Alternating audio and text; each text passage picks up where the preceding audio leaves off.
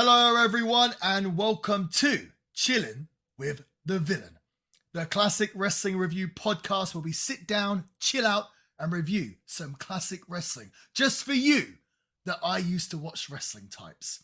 And what better place to start than the Raw After Wrestlemania 14, the start of the Austin era, the start of a new D-Generation X. Val Venus is coming. LOD 2000 with Sunny, Kai and Ty's debut. What more could you want? It's all your wrestle goodness and all your wrestle crap rolled into one. But before we start, allow me to introduce myself. I am the villain, Marty Skell, pro wrestling veteran, globe trotter, but most importantly, a massive wrestling fan. Joining me today, he is my co-host. He is the producer of Chillin with the Villain, Mr. Samuel Scott. Hello, Sam. Hello, Marty. Yeah, you got me.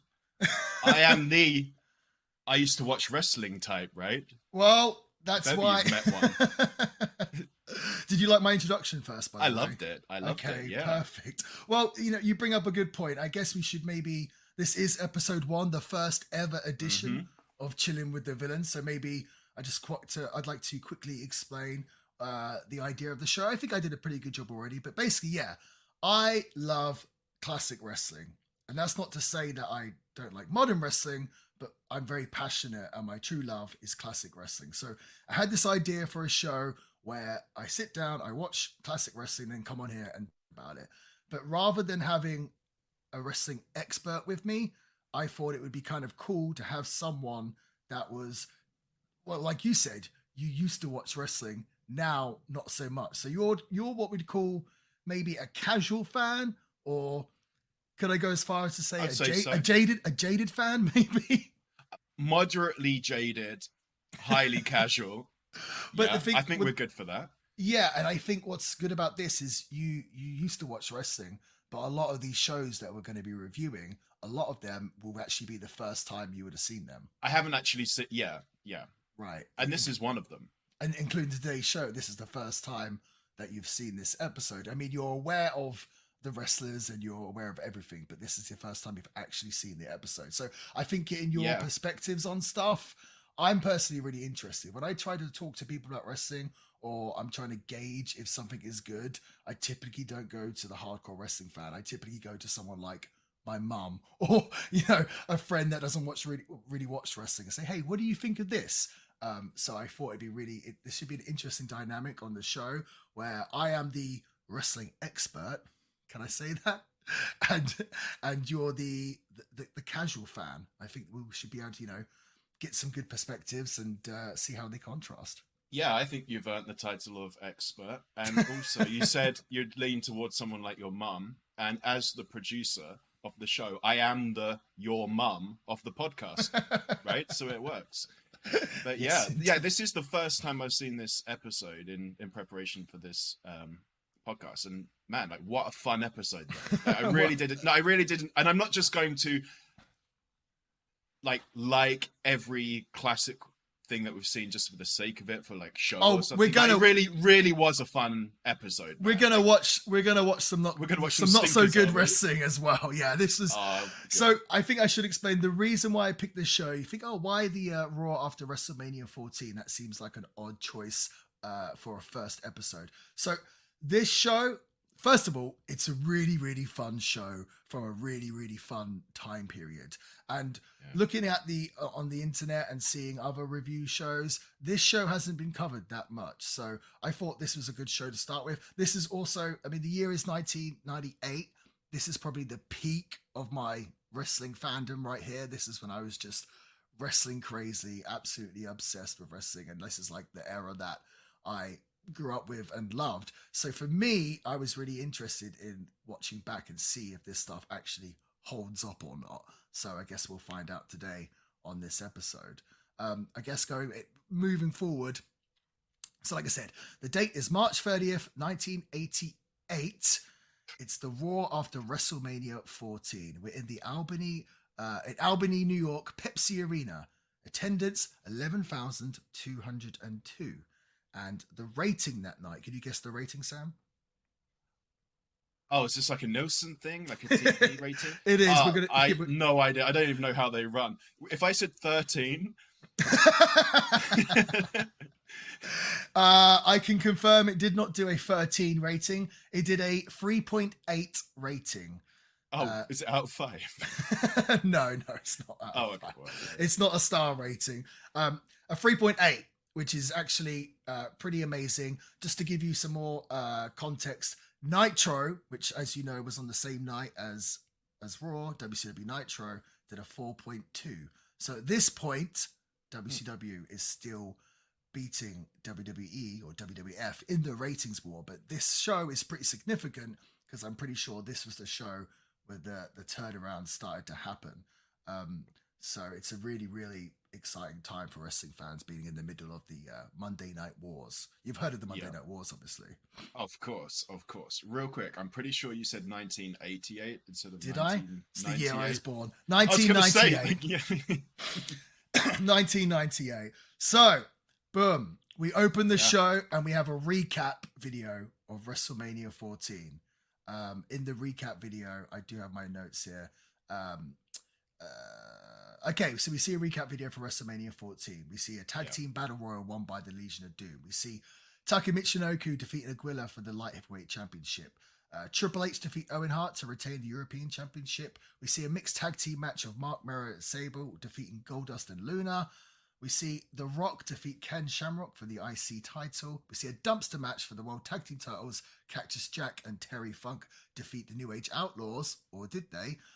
Undertaker defeated Kane, and then for the WWE Championship, we saw the birth of the Austin era as Stone Cold Steve Austin defeated Shawn Michaels with Mike Tyson as the special guest ring enforcer. So the reason why I bring this show up is because obviously it's very significant with the episode that we're reviewing, being the Raw After Wrestlemania. This WrestleMania was, a lot of people turn to this WrestleMania as sort of the start of the Attitude Era.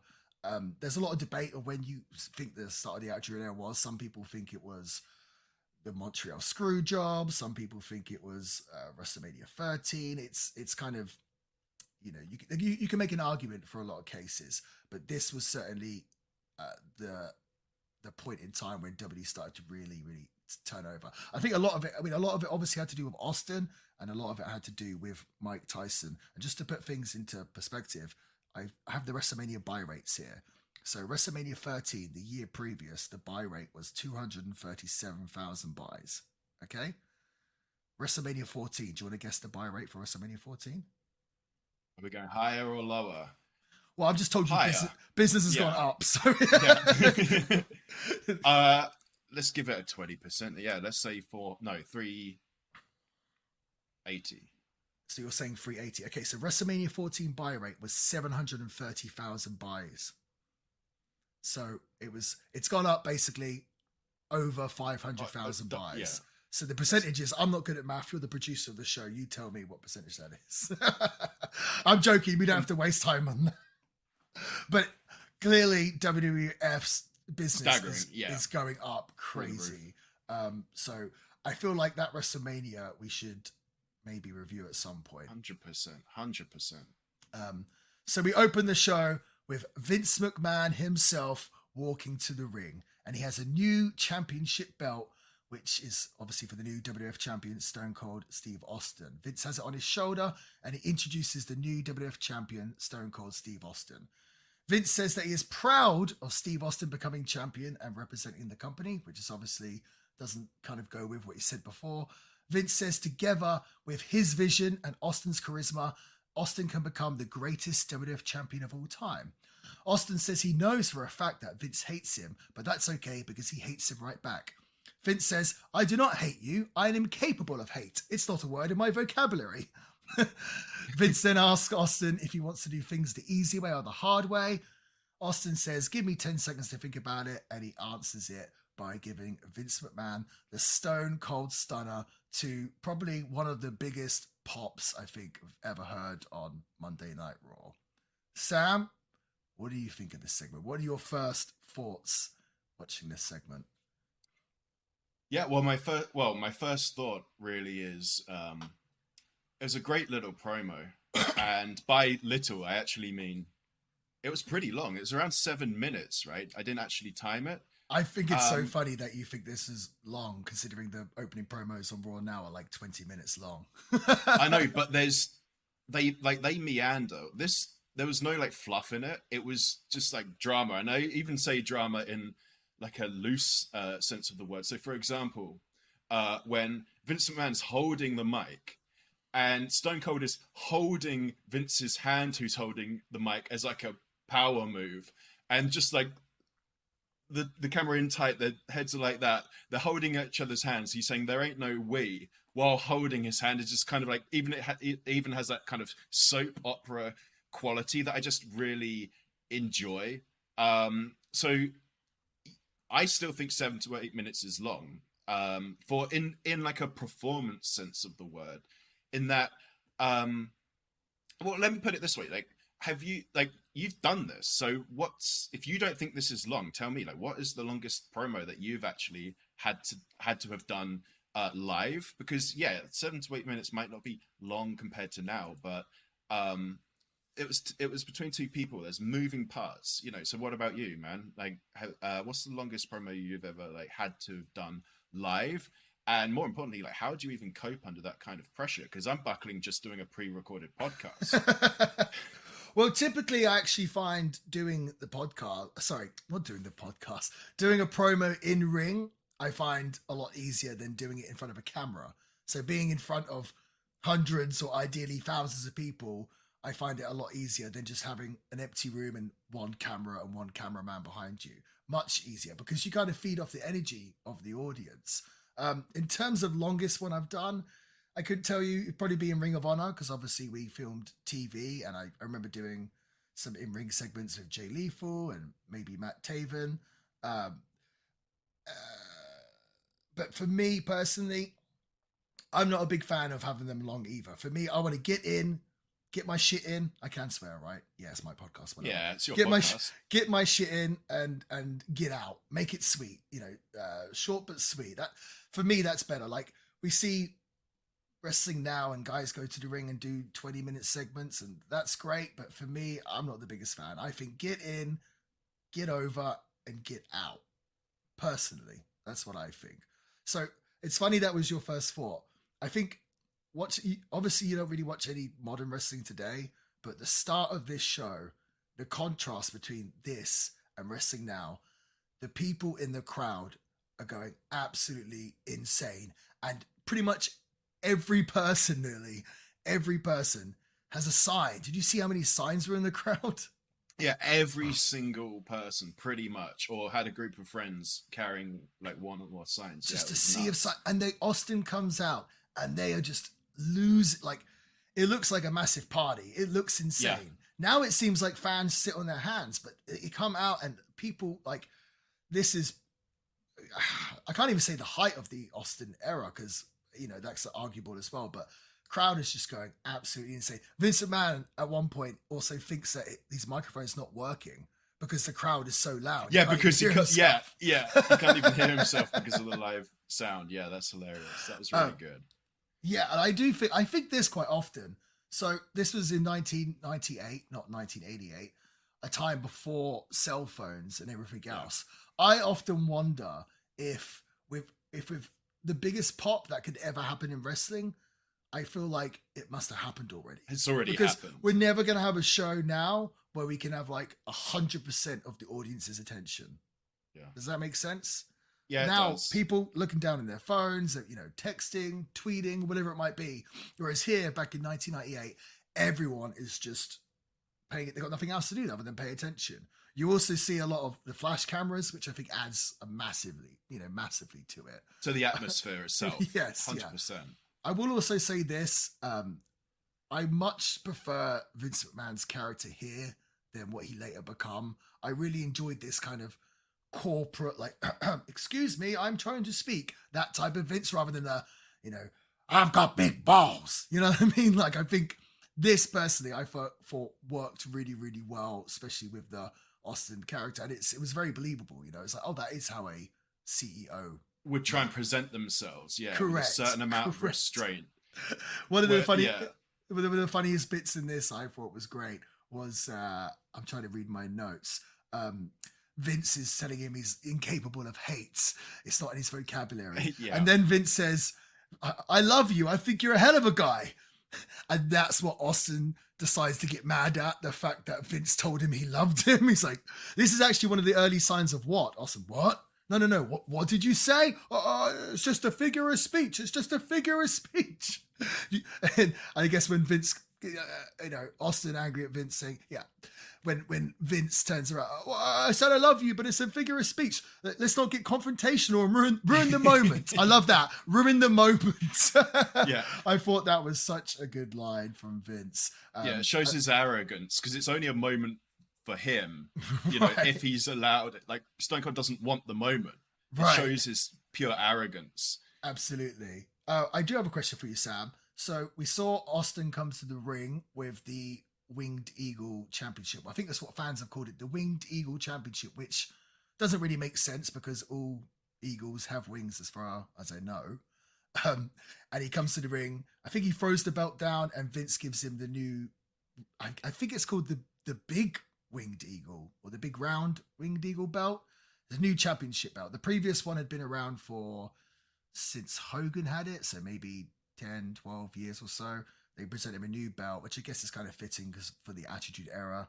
What do you think of the new belt? The aesthetics of it, the design of it. Yeah, well, what do you think of the old belt and the new belt? Oh, I prefer the new belt. Oh, really? 100%. Do you Why? know why? Why? Guess what I'm going to say. What do I always tie things back with? It's from the games that I remember. Oh, okay. So it's more familiar to me. I have more Gotcha. familiarity with that belt. And it's Gotcha. purely down to that. It's purely down to like my own personal nostalgia and bias there. I have so you prefer the older one then? Well, it's funny because the old one I kind of grew up with. That's a belt Okay, that there we go. Brett, Yeah, that Bret Hogan had It's- and Brett had yes, everyone yeah. else. But personally, that the original Winged Eagle is like one of my favorite belts of all time. This new big round one, they say it kind of looks like a coin. It wasn't round. How long was that around for? That was around for about 3 or 4 years. 4 years maybe. I think when Jericho won the Undisputed title, they changed it. I don't think it's looked at very fondly from the belt fans out there. Or it's not too highly regarded, I don't think. People really love the Winged Eagle belt. So, but yeah, this was a great segment. Good. I don't think this was the first stunner that Vince had taken, but obviously there'd be many more to come. What do you think of Vince McMahon's stunner cell? Oh, well, I mean, it was terrible, but it's still probably the best one he's done. Is it kind of more funny that it's not good though, the way he takes it? He takes it kind of like an old man or a non-wrestler. Like an old man would, yeah. There's something about it. It's very charming. And it almost becomes like when you know that Vince McMahon's going to receive a stunner, you know it's going to be terrible. And like you actually look forward to that. Right. Did you see when Austin did his comeback match? I think it was last year's WrestleMania, and he gave Vince a stunner like whenever WrestleMania was 6 months ago. Yeah. And it was like, was that the same time when the music came in and he reacted, where Vince McMahon reacted to the music too soon and gave us all a spoiler? Do you remember that? Oh, Was that yeah, the same? yeah. Are we not talking about the same? Yeah, I think it was that. Well, Vince did a match the second. Oh, I can't remember now. Either way, there was something like that. But Austin gave Vince the stunner, and it was like the worst. It was atrocious. Time. So he just bad. crumpled like a piece of paper. Isn't it funny that Vince is, what many people consider like the greatest wrestling genius of all time, but then can't take a simple stunner? Yeah, I mean, he's older now, I guess. He's old. He is a lot older, and he's obviously looking, more frail. But I tell you, part of me thinks one part of me thinks, well, good for him for still trying. Well, yeah, age. And then 100%. another part of me thinks, wouldn't it be, maybe know when to quit? From a know when it's going to look bad, and maybe it's going to start affecting the product. But I don't think it matters that it looked bad. That he did it was terrible, and the crowd's still absolutely insane. So it's just kind of what you got to give the people what they want, Yeah, just true. like us on this podcast, I don't know. One more thing I really noticed from the get-go of this, obviously the amount of signs, the amount of South Park signs, and just in general South Park references on this show. Like later on, I think one of the Outlaws is wearing a Cartman t-shirt. A shirt, yeah. And people in the crowd, all these different South Park signs. March 1998, South Park was pretty over, huh? Oh, huge. It was huge. You kind of forget how big it was, right? Yeah, I mean, when did it start? Was that 97 or was it before? I think around there. I think I started watching it when I was really young. It was one of the first shows that I watched that had loads of curse words in it. And I think, my mother just assumed it was a cartoon, so I kind of got away with it. But yeah, I was massively into South Park, massively, obviously, into wrestling at the time. So all these bad influences. There's this huge crossover. Yeah, like that's the thing. The crossover appeal there. Like you, for example, people who like wrestling and like South Park, just that Venn diagram must have such a huge piece in the middle. It must. Sure. Do you remember South Park was so over? They obviously had a movie. They had the single from Chef. Suck on my chocolate salty balls. Damn, yeah, the movie was great. The games weren't so good. The games weren't so good. But I think, man, I look back at 1998, just the later 90s was such a nostalgia, and just this whole kind of counterculture stuff. WWF Attitude, South Park, Jerry Springer, all this stuff. Just, man, the 90s were a good time. Yeah, and the signs were.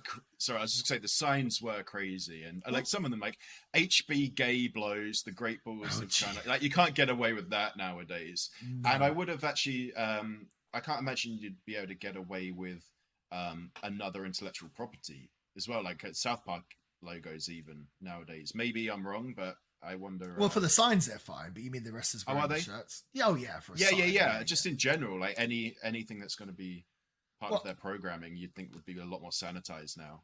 One of the signs was chaos back then. It was one of the signs I saw said "Hi, Mum," and it just made me start to think like how back then in the late 90s, how being on TV was such a bigger deal than it is today.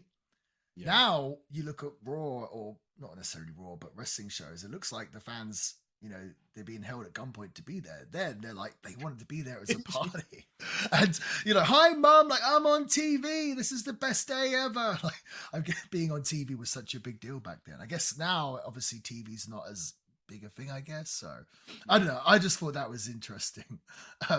So, moving on. I've ruined my notes already. We're still trying to get used to this format of the show. So we see a quick WrestleMania ad. They're still selling the WrestleMania 14 show. Then we see a shot of Vince McMahon in the back with his stooges selling injury. Great. I've gone on my notes. Like great selling by McMahon. Like needing a glass of water. Like he's so shook up. He needs a glass of water. I love that. That class. I think he was with, was it Pat Patterson and Sergeant Slaughter, I believe. Are you sure? Was it not Gerald Briscoe and Sergeant Slaughter? Oh, maybe it was, sorry, correct. I can't remember. Yeah. Briscoe and Slaughter. It was. Well, so this is the start of a thread that goes through the show, and that is one thing I miss so much in wrestling. And now I feel like wrestling, someone will get attacked massively, someone will get knocked unconscious or like ran over by a car in the back, and they cut to the next segment and they don't even reference it. It's just forgotten. They don't do anything about it. It's just forgotten, and it doesn't have the same impact. But this Stone Cold giving Vince a stunner. Yeah, this has been. They show replays of this all it show. Was news for the rest of that. Yeah, and like just the idea that they're just like throughout the episode or throughout the show, throughout the programming, they're kind of like updating you with current events as they unfold. Yes. Kind of just gives it such a kind of energy and reality to it that just I really, really enjoy. Well, it's because back then it was just all about the ratings. So they want to give reason people just to not change the channel. Like, I've got to find out what happens with this. I think that's really, really important. It's pretty smart.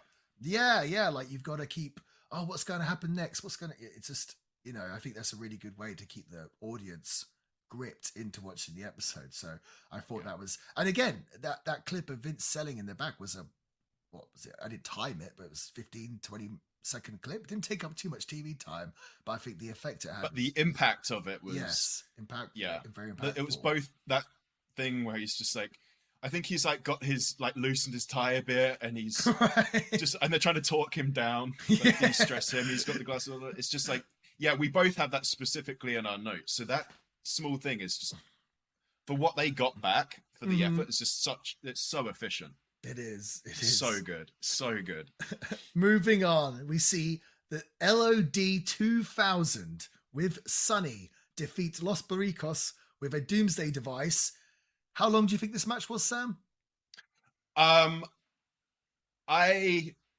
It was over before I got my stopwatch out on my phone, like the app on my phone.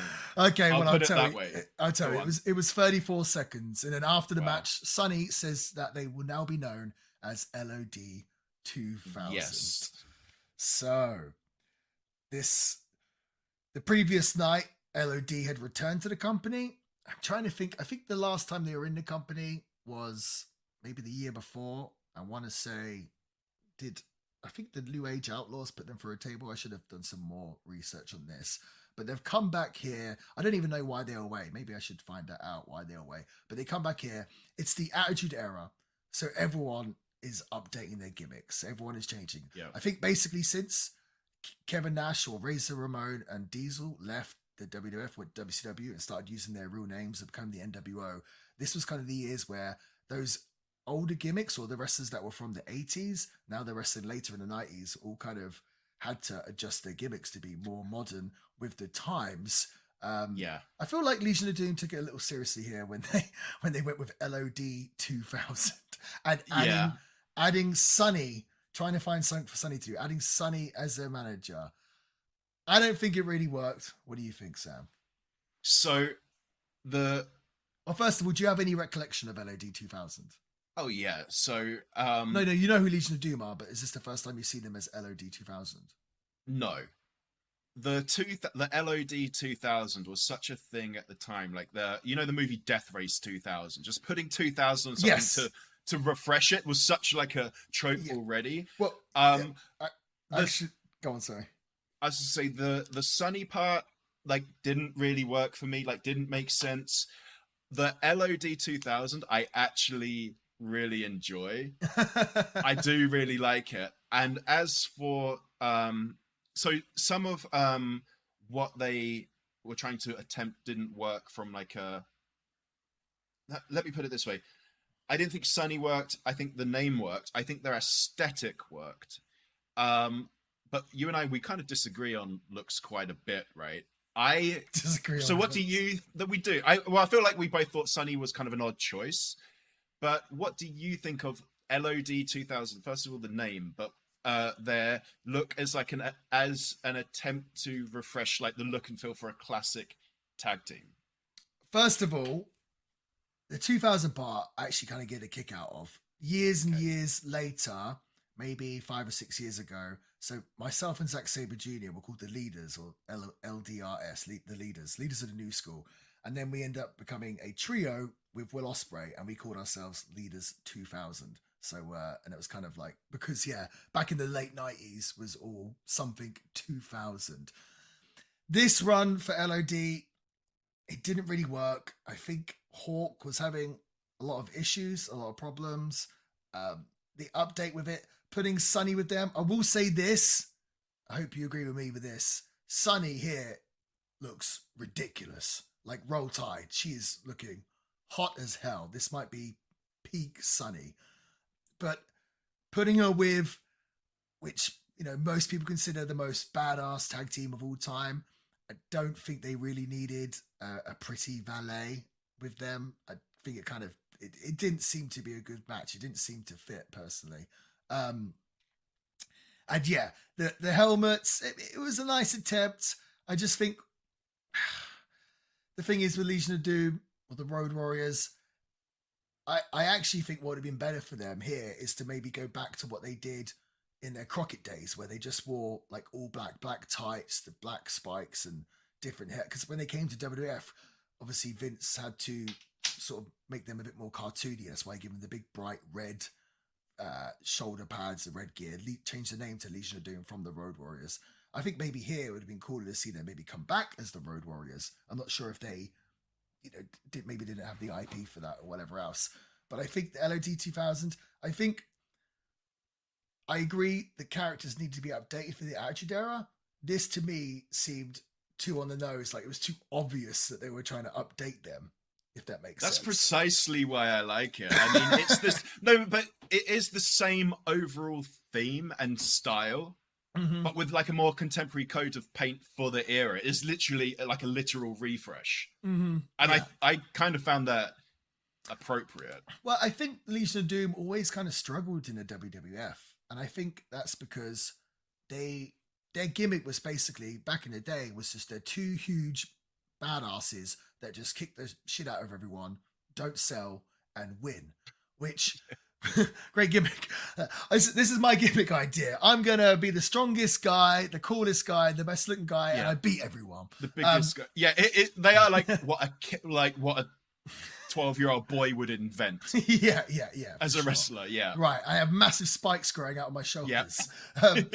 But that worked really well, I think, in the territory days where they would, I'm not sure if you're too familiar with the territory days, but before Vince basically globalized pro wrestling in America was built regional promotions. Regional promotions, yeah. So they could come in and work for a company for whatever it was, 3 months, 6 months, and beat everyone, and then go somewhere else and do the same thing again. And then when they got old there, or the act got old, so to say, move on to somewhere else.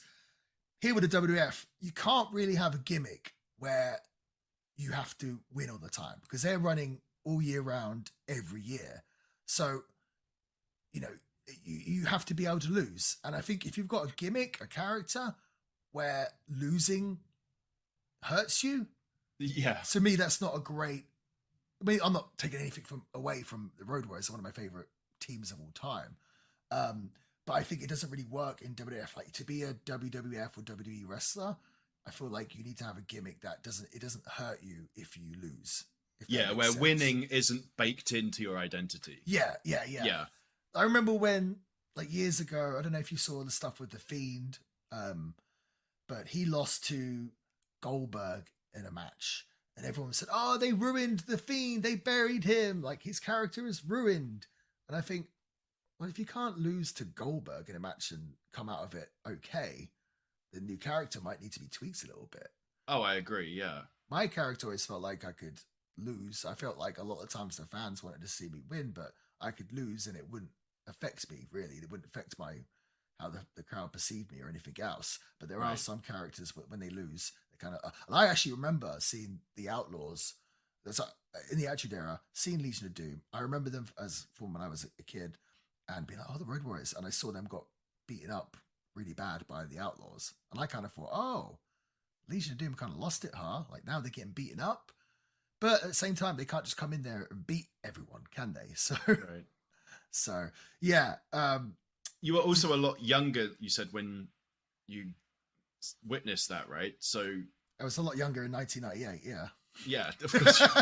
But what I mean is, if you're 9 and you like these guys, and these are tough guys, them losing would affect how you perceive it because you just want to see your guys win. Yeah, I guess so. But yeah, this was a very quick segment, a quick squash match. So I should say this: LOD they'd returned the night before at WrestleMania. There was a big tag team battle royal, maybe for number one contendership, and LOD 2000 with the mystery team. They came out last and they won the battle royal. So yeah, Los Barricos, they were. I feel like this might be the first time you've seen them, huh? Jose and Jesus, I don't know who they are. Okay, I don't really either. Well, I do. I remember Los Barricos very well. Basically, they were They were Los Barricos was a stable with them two. Miguel Perez, who actually I've met quite a few times in Puerto Rico, and Savio Vega. Savio Vega was the leader of the group. This was a time when WWF was doing gang wars, so they made a bunch of factions. I think sort of around 97, 98 sort of time. I think it was basically a reflection of, because WCW done the NWO in 1996, and it got really, really over. It was the biggest thing in wrestling. So then all of a sudden, WWF starts making all these factions.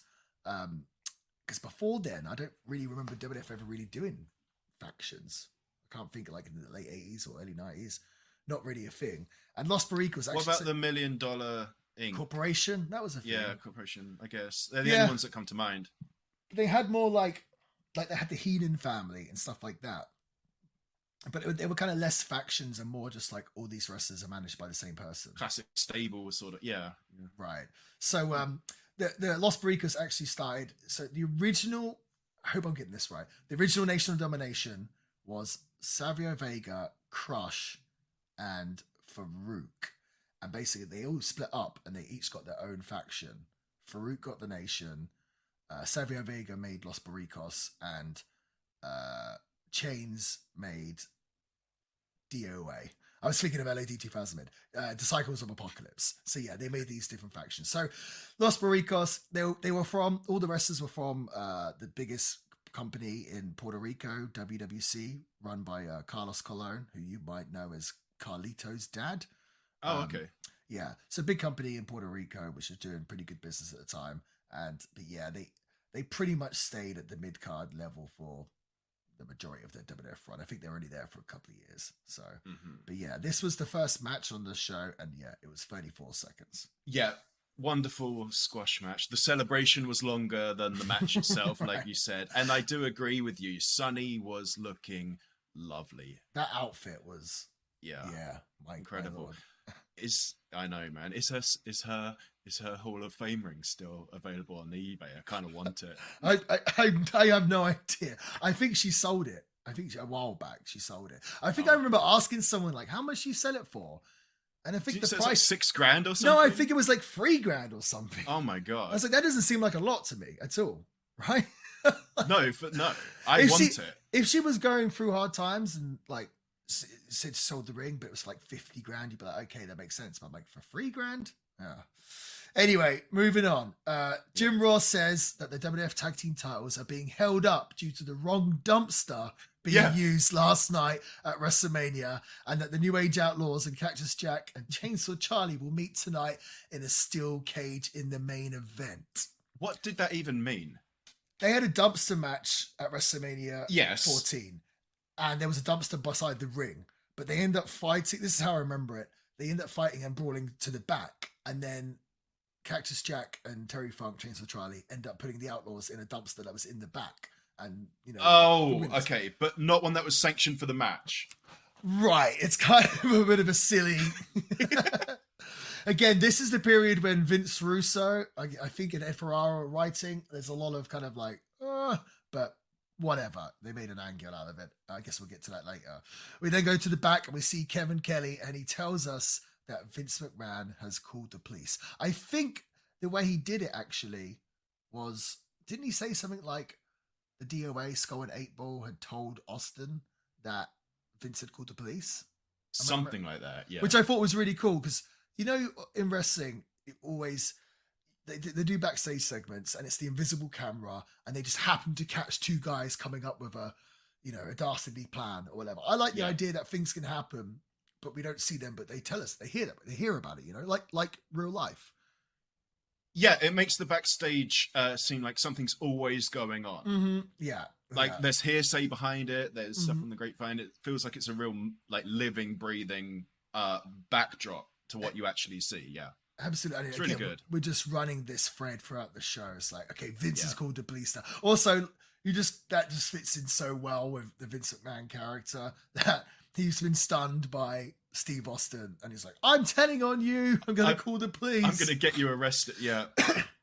I love this as well, though, because I often think that, like, ringing the police actually seems like what would probably happen in real life, right? If got beaten up at work. Like if a boxer punched the promoter that was, by the ring, that would, of course. The promoter wouldn't book him in a boxing match against a bigger guy, would he? He'd call the police. So I really enjoyed that. The fact that he, called the police. Obviously, it fits into the rest of the show. Yeah, definitely. Rolling on next, Kurgan with the Jackal, Don Callis, the Jackal, defeated Chains with the Paralyzer in 2 minutes and 14 seconds. After the match, after the match, Jekyll drags Chains to the locker room with the paralyzer. I think he held it on the whole time. On his head. Went back. I like this. Okay, so in my notes, I've got is Jekyll or Jackal Don Callis, and it is. Okay, so I don't have to ask you there. Yeah, correct. You got it. I'm surprised you know who Don Callis well, is. he's your boy Kenny's guy, right? He was. They've just just turned on each other, and they're a big blood feud now. So, but that's how I know him. Yeah, I just okay. Him. Okay, yeah. So I was. That's pretty good for me. You have to say, like, right? I'm surprised you recognize him because he looks pretty different compared to here. Yeah, I'm happy with that. I'm happy with that. This match, not a lot to write about. Basically, another squash match. This time for Kurgan. Yep. When I watch someone like Kurgan, for anyone that's not seen Kurgan before, he's like 7 foot something. Like, he's massive. Massive. Anytime I see a giant like this in wrestling, and I kind of feel bad for saying this, I just think, man, all you got to do is just be like not bad, and you'll be a millionaire, a multi-millionaire beyond your wildest dreams. If you could just be not bad. Unfortunately, I don't think Kurgan ever got to that point. This is kind of rough 2 minutes, huh? I like Kurgan. So you put him on like the Great Khali level of big guy. I mean, yes, or maybe more like, I don't know if you ever saw Giant Gonzalez. Gonzalez, yeah, of course. Okay, yeah. This is the big guys, obviously massive, so they've been thrown in there, but never really had time to learn what they need to do. I will say this. This is what's great about the Attitude Era and these Raws, that the matches are so short. The shows are all about the storyline and the thread and everything else. The match is so short. So even if it is a match that you don't care about, Kurgan vs. Chains, doesn't matter. It's only 2 minutes long anyway. So you're on to the next thing. So it's so like quick and rapid. It really doesn't matter. But tell me more about your love for Kurgan, Sam. It's not a love for Kurgan. I will say, though, in his defense, I do think he's done pretty well outside of wrestling, just on his... I've heard this. I've seen him in... do you remember that Sherlock Holmes film with Robert Downey Jr. in? It was like 2008 or 2009? I know the movie you're talking about. I don't think I ever saw it. Okay, he's a big bad guy in that. So I've seen him in a couple of things. So good for him. Yeah. Because this sounds like... This is depressing, but when I see someone like that big, who's also a wrestler... I just think, okay, well, they're dead now, from back in the day, like, because, well, you know how it is. And like, but to know that Kurgan's actually like, he's acting as like the big bad guy in these things, that's cool. Like, that's good. Well, apparently so I'm happy with that. I think he's Canadian. Apparently he's a really cool guy as well. Everyone cool. kind of spoke highly of Kurgan. I mean, he looks, I don't know if he had giganticism or something, because he looks, he must have his face. Right. Yeah, it's got that Tony Robbins thing going on. Yeah. Who's Chains? Chains. I recognize the name. So again, he's in this DOA. His real name is Brian Lee. I'm trying to think what Brian Lee did. He wrestled before WWF in like Smoky Mountain Wrestling and maybe a bit in ECW. He was also, I don't know if you've ever seen, was one thing we should review on the show one day, SummerSlam 1984, The Undertaker versus the Fake Undertaker. I don't know if you've ever seen clips of that or pictures. Was he $1 Million Man's fake imposter Undertaker? Correct. I hope I'm getting that right. Right. Didn't Undertaker disappear because there was something to do with Yokozuna, right? He disappeared. Like, oh my God. I think he was off because he had his face crushed by someone. Maybe Yokozuna, maybe Mabel. I can't remember now. Didn't he lose a casket? Oh, the coffin match. Yeah. And then he just went AWOL, and then $1 Million Man brought him back, but it was an imposter. That is Chains. Yes. Is that Chains? Oh wow, okay. I believe so. There's also like a famous Bollywood movie that has we need to find clips to show you. It's a famous Bollywood movie where there's a wrestling scene in it, and they have the real Crush, Bryan Adams, wrestling the Undertaker in it. But the Undertaker is not the real Undertaker. It's this Brian Lee that's playing the fake Undertaker. So we need to find that footage. It's really, really funny. But yeah, Brian Lee, I think after this, I don't really think he did too much else. Maybe he went to WCW again. So yeah, but yeah, obviously here it's just being used for fodder for Kurgan. I think they probably had big plans for Kurgan. here. He's a big time heel. I don't think it's too long after this that they kind of give up and make him dance and join the oddities. So anytime a giant is made to dance, you know that the company is that's the death knell. Yeah. They've given up on it. And they've pretty much done it to every big guy that's like not big show. Yeah. They make them dance. So moving along. Well, real quick, when Kurgan does like the paralyzer, I just think of, the film Liar Liar, where he's like the claw, he does the claw on his son. That's what I think of. You're right. When he dragged him out and like wasn't letting go, it was hilarious. It was so good. What do you think of the claw as a finishing move?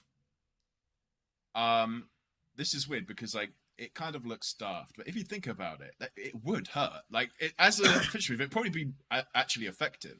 Yeah, I mean, I think so. It was a move. I want to say the claw is what the Von Erichs all did. Fritz Von Erich and the Kerry Von Erich, all those guys.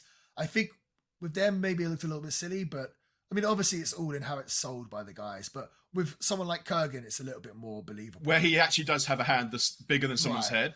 And I think this was probably a much nicer finisher for him if you're wrestling him than a power bomb or a choke slam or something from a guy that size. So looking after the wrestlers, which I definitely like to see.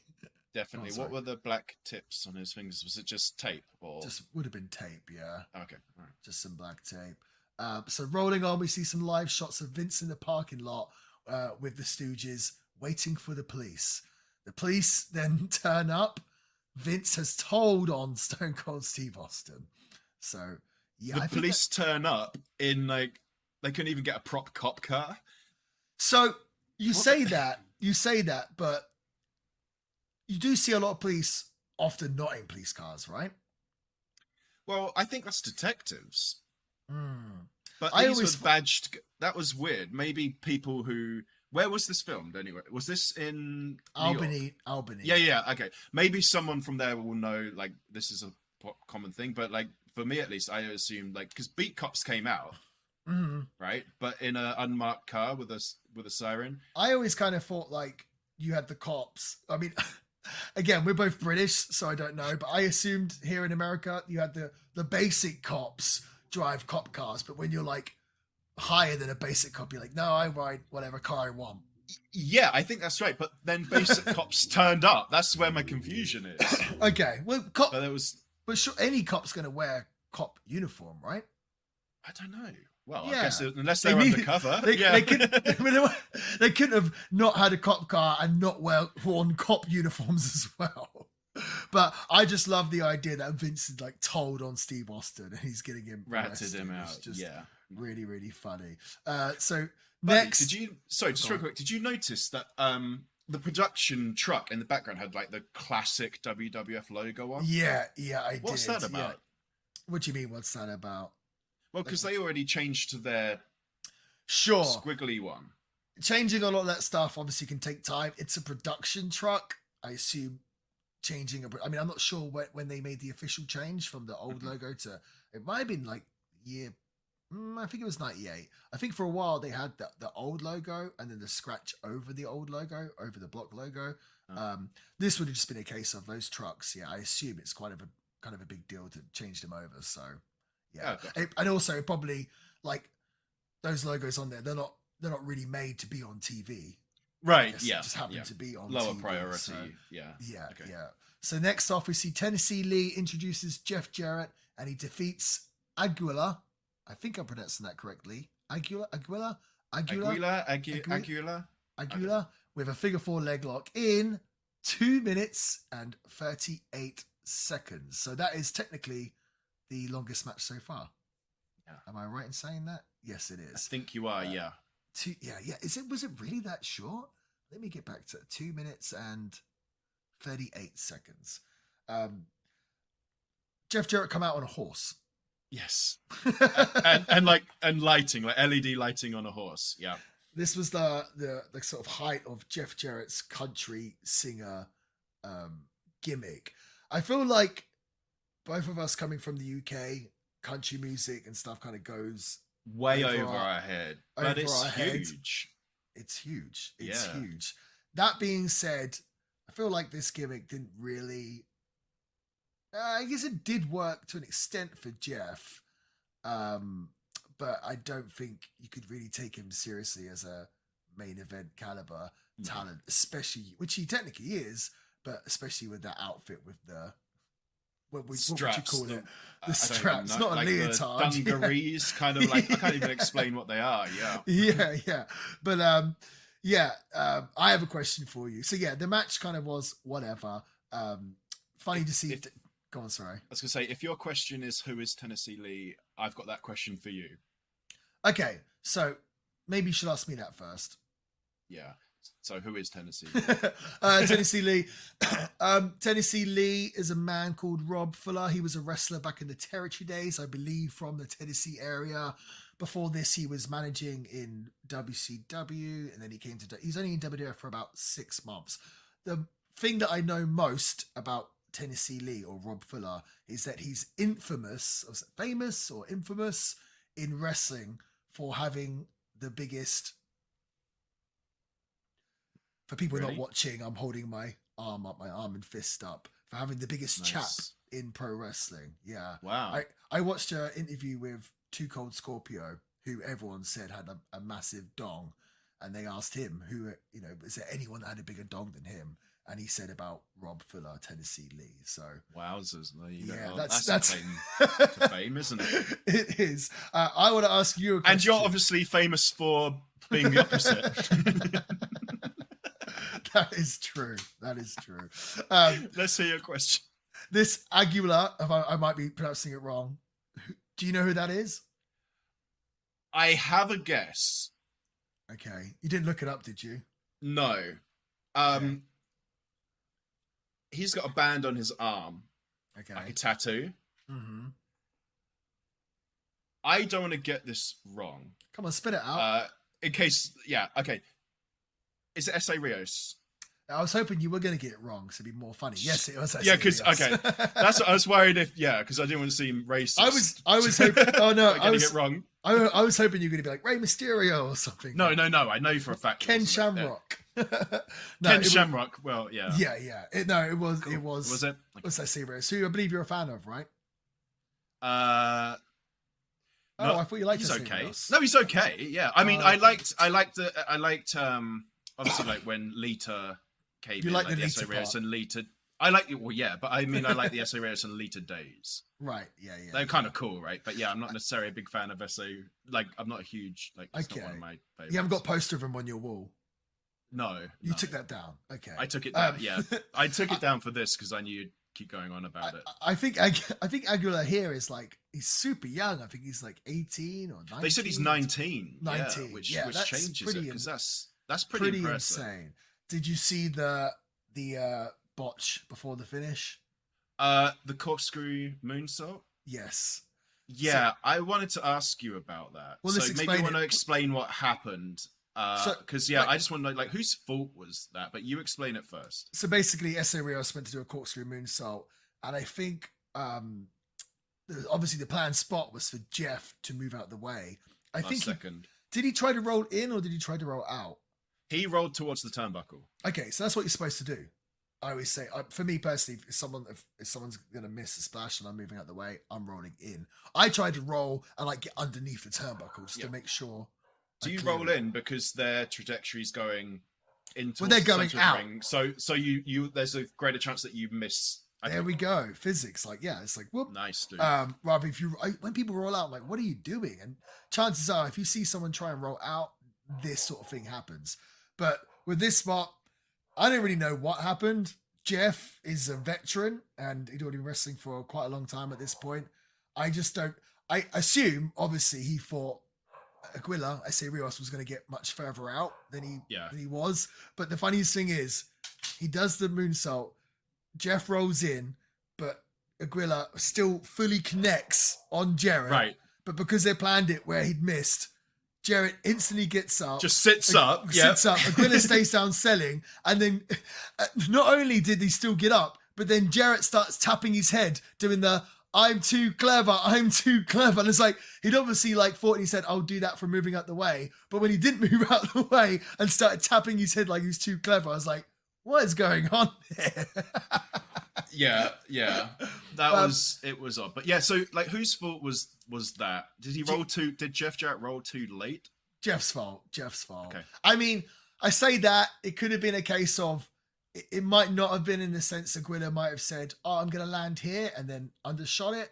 So in that case, maybe it was more on him. But I pretty much, if someone's coming off the top rope, it's your job to move out of the way. Do you know what I mean? So it's your job to get out of the way. But like I said, that could have happened. He could have said, "Oh, I'm going to be in the center of the ring," and then he does it and he's way closer in. But I would have thought that was, it's kind of on Jeff. You got to get out the way. But yeah, he basically no-sold the corkscrew moonsault, got up, said he was too damn clever. Despite eating the whole thing. Yeah. And then put him in the figure 4 leg lock. So yeah. I noticed, actually, a second time for the night, Aguila didn't actually tap out. They rang the bell. He didn't physically... Yeah, well, tapping out became kind of more of a thing. I want to say it became more of a thing as like shoot fighting and like UFC became more popular. I'm pretty sure if you watch a lot of older stuff, you don't really see tapping. You see the guys say it, like actually physically say, I give up. So tapping out kind of came later on. But yeah, you can either tap or you can say, I give up. I think now, actually, I don't think anyone says I give up now. I think everyone taps or pass out, Gotta stay strong, brother. Gotta pass out from your submission. I've had that many a times. Like, oh, what do you want to do for a finish? Oh, I do the chicken wing. Oh, can I pass out and not tap out? Okay, if you want, we could just make the finish exciting and have you tap and have the people cheering. But if you want to pass out and it's like, a flat finish, then fine. You look strong. You look strong in our worked business. So something that's not worked after the match, Steve Blackman runs out and floors Jeff Jarrett with a pump kick, but Jarrett recovers and knocks him out of the ring when Blackman tries to go after Tennessee Lee. So this is a wrestler you're a fan of, right? Huge Steve Blackman fan. The Lethal Weapon, Steve Blackman. Speaking of huge, how jacked Steve Blackman look here? Mate, I'm just trying to find in my notes. I've got specific notes about how cut he is. I've got a section. You have a graph. But yeah, no. He was so cut. What's so funny? What's so funny is because all the guys were big and jacked back then. When I was a kid watching Steve Blackman, I didn't even realize that he was a big guy. It was like, to me, he was like a normal sized guy. But the thing is, but you watch him back now, you're like, if he was wrestling today, he'd be like the most jacked wrestler in the industry. Yeah, but he's not just like, he's ripped. He's got big muscles, but like he's so like lean on top of that. Like he's super just like lean. He's so cut. He looks. I don't want to jump ahead to with Ken Shamrock later, like the next match, but I know Shamrock is legit because I used to watch the UFC. I don't know enough about Steve Blackman, but like he also seems legit. Yeah. Oh yeah. Oh yeah. I don't know too much. Yeah, but he's got he is legit, right? He's yes, 100%. Yeah, 100%. You don't. There's some stories of Blackman like killing guys. I think he went on to become. Was it a bounty hunter? He became. Is that a thing? Did he? I think so. I think he did a show as well. No way. Steve Blackman, bounty hunter. I'm just googling that now. Was he a black? Did Shamrock became like a cop or a bouncer or something, right? That I don't know. I don't think so. I actually one time kind of like as a joke almost, but kind of half serious, when I was in Ring of Honor and had Villain Enterprises, we did this whole storyline where I was looking for a fourth member of Villain Enterprises, and it was all going to lead up to Flip Gordon being revealed as the fourth member. But the whole entire time it looked like I was trying to recruit a fourth member, and I actually tweeted at Ken Shamrock and said, "Hey, Ken Shamrock, like, how would you feel about becoming the fourth member of Villain Enterprises?" And just, I kind of did it more as a funny tweet. But then, not long afterwards, I got a message in my inbox from Ken Shamrock and was like, "Hey, I'd like to talk to you about this Villain Enterprises thing." Damn, man. Which is pretty funny. Yeah, I was like, "Oh, maybe we could really do this. And I did actually, I've never revealed this. I did want to try, because I think this was later on in Ring of Honor, but then I wanted to try and put together a Ken Shamrock versus Minoru Suzuki wrestling match, because Shamrock actually did a bit of a return to the ring. I think he did some shows in the end for Impact, and obviously at the time Ring of Honor had the connection with New Japan, so we'd used Suzuki and stuff before, and I thought, wow, if we could run a pay-per-view and I could put Suzuki versus Suzuki versus Ken Shamrock on it, I think that could get us a lot of attention and potentially sell a lot of tickets and buys. So unfortunately it didn't work out, and I'm pretty sure Shamrock wanted a big payday for that match. Rightfully so as well. But yeah, we've definitely jumped ahead on this. We're talking about Ken Shamrock. We're talking about Steve Blackman. Where's the Steve Blackman love? I was trying to find out if he's a bounty hunter. Me, man. Yeah. Wouldn't this be great if this just turns out to be a dream you had or something? He does something now. He's like a cop or something, or he like collects people's debts or something like that. I'm sure. Oh, really? I'm positive of it. But yeah. But yeah, I love Steve Blackman. Yeah. And Ken Shamrock. I love them all. So the next segment, the police arrest Stone Cold. Whilst they have him in handcuffs, he's been dragged past Vince McMahon and the Stooges. And while he's handcuffs, he barges in to Vince McMahon, pushes him into a locker. And then the police put him in the car and they take him away. Really funny thing about this, which I thought was really cool, is they clearly hadn't clued up the rest of the people or the wrestlers in the arena that were backstage. Because if you see like, I want to say Cactus Jack and Terry Funk in backstage, like behind it or stood in front of a green screen trying to cut a promo. And I think not far from them might be Farouk. And clearly none of the guys knew what was going on as Austin's being arrested in front of them all. This was, I mean, again, this is the fourth or fifth time we've gone back to the story during the show. Stage events, yeah. That speaking on that, the wrestlers not knowing what's happening as it happens, adds to the authenticity as well. It does. It may be unintentional, but it worked. At this point, you just think this show is just like chaos and anything can happen. Always going on, you know. I think it's madness. Yeah. Right. And again, it's clearly made for people with short attention spans because everything's so quick. Like I just said, like we've had 3 matches so far. The longest match has been 2 minutes and 38 seconds. That the matches during this period, the matches don't seem important at all. It's all about the storylines and the thread and everything else. And now Austin has been arrested, which is just, I don't know. I think it's really, really funny. And you just see this feud brewing between Austin and Vince McMahon. He's just won the world title the night before. And now he's been arrested. He's going to jail. Pretty funny. It's pretty great. Funny. It is. Vince then, just to rub things in, Vince comes to the ring with Slaughter and Briscoe and apologizes for having Austin arrested. Says Austin needs a 24-hour cooling off period. Again, just good heat. Like that is. Yeah. I like the other idea that because he's the owner of the company. Like this is what I was saying about Vince's character earlier. I feel later on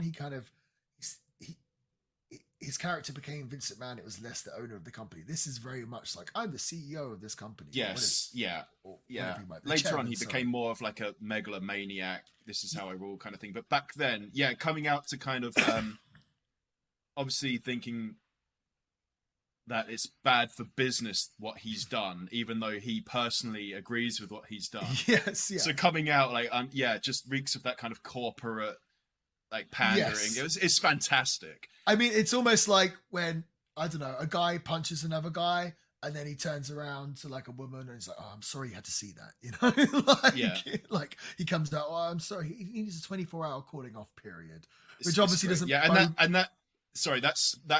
like the 24-hour calling off period is such a business like term as well. Calling off period. Yeah. Really, really funny, and he's still selling the stunner. It's just crowds just booing the hell out of Vince McMahon. This is great stuff. Next, we see Triple H in China, and they inform us that tonight the WWF, as we know it, will come to an X-rated end. Okay, not too much to say there. Indeedy. Then we get to backstage, a promo with the Nation of Domination. I believe we've got The Rock here, Farouk, the Godfather, Mark Henry, and D'Lo Brown. Mhm. The Rock cuts a promo on Shamrock, and then who he defeated the night before at WrestleMania 14 for the Intercontinental title. The Rock then thanks Farouk and tells him that after tonight, the Nation will be the strongest it has ever been. So leading up to this point, tensions had been brewing very high between The Rock and Farouk. So this was really The Rock's time where he started to shine in the Nation of Domination. I don't know if you knew this. You remember the Nation of Domination, obviously, right? Yes. The Nation of Domination apparently was designed to get Farouk over, and basically The Rock basically took it. You know, like, The Rock kind of took it for himself and went on to become a pretty big star, I think. I think so. You So know, some reality kind of bled out into the promotion there, or like into the storyline then. I guess, yeah. I guess we'll get to that in a second, because the next match, Ken Shamrock and Steve Blackman defeat The Rock and Farouk with D'Lo Brown, Kama Mustafa, and Mark Henry. Kama Mustafa is the Godfather, by the way. When The Rock refuses to tag in 4 minutes and 23 seconds. So now we have a new longest match, and it's a tag match, and it's 4 minutes and 23 seconds. The match, not a whole lot to say about this match. Again, it's basically just fodder to get to the aftermath, because It's a vehicle, yes. It's a vehicle to get to the aftermath. So basically, Farouk's getting beaten up. He goes to tag in Rock. Rock won't tag in. The Rock leaves. Boo. So anyway, Farouk takes the fall. What's really funny about this is clearly Shamrock and Steve Blackman knew. By the way, what a badass tag team, Steve Blackman and Ken Shamrock. Shamrock looking insanely jacked here as well. Insanely jacked, yeah. I'll talk about Shamrock in a second, just like, because I really want to. But me too. Clearly they knew, they'd been told, right, win the match, then get out of there. Because they win the match and they literally just run off. They just leave. They run off, and it's so just, let's get out of here, that Shamrock goes to like the side of the ramp. Yeah.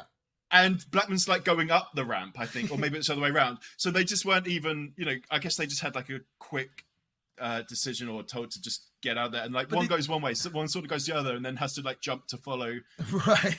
But it was just an odd thing to see. But they didn't even celebrate. It was so funny. Nope. So stuff's going to happen. So then Farouk calls out The Rock on the microphone, because The Rock had already left. And he says the line, "Since you like to wear high fashion clothes and jewelry, I got something I want you to wear. Tonight, you're going to wear a good ass whooping." I just thought that was really funny. Great like, dialogue, since you like to wear high fashion clothes and jewelry, jewelry.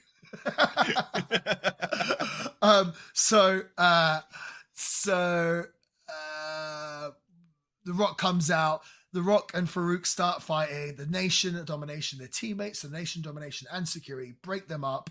The Rock tries to leave again. It looks like he's leaving the Nation. Farouk says on the microphone, "It ain't over. Get your ass back in here." And then The Rock looks back on the ramp, gives it what we now know as the people's eyebrow. And the Nation of Domination, boom, they jump Farouk. They turn on Farouk.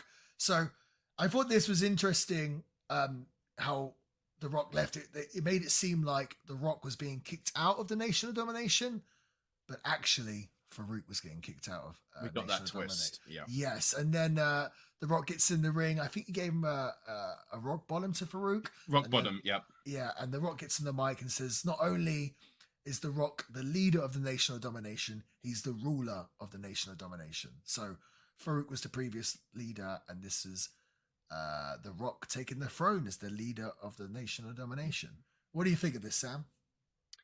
And then he kicks him while he's down, tells him to go back to Haiti, which I didn't know that's where he's from. I don't think he is. I didn't really understand. He's not. Well, Farouk, like what's his real name?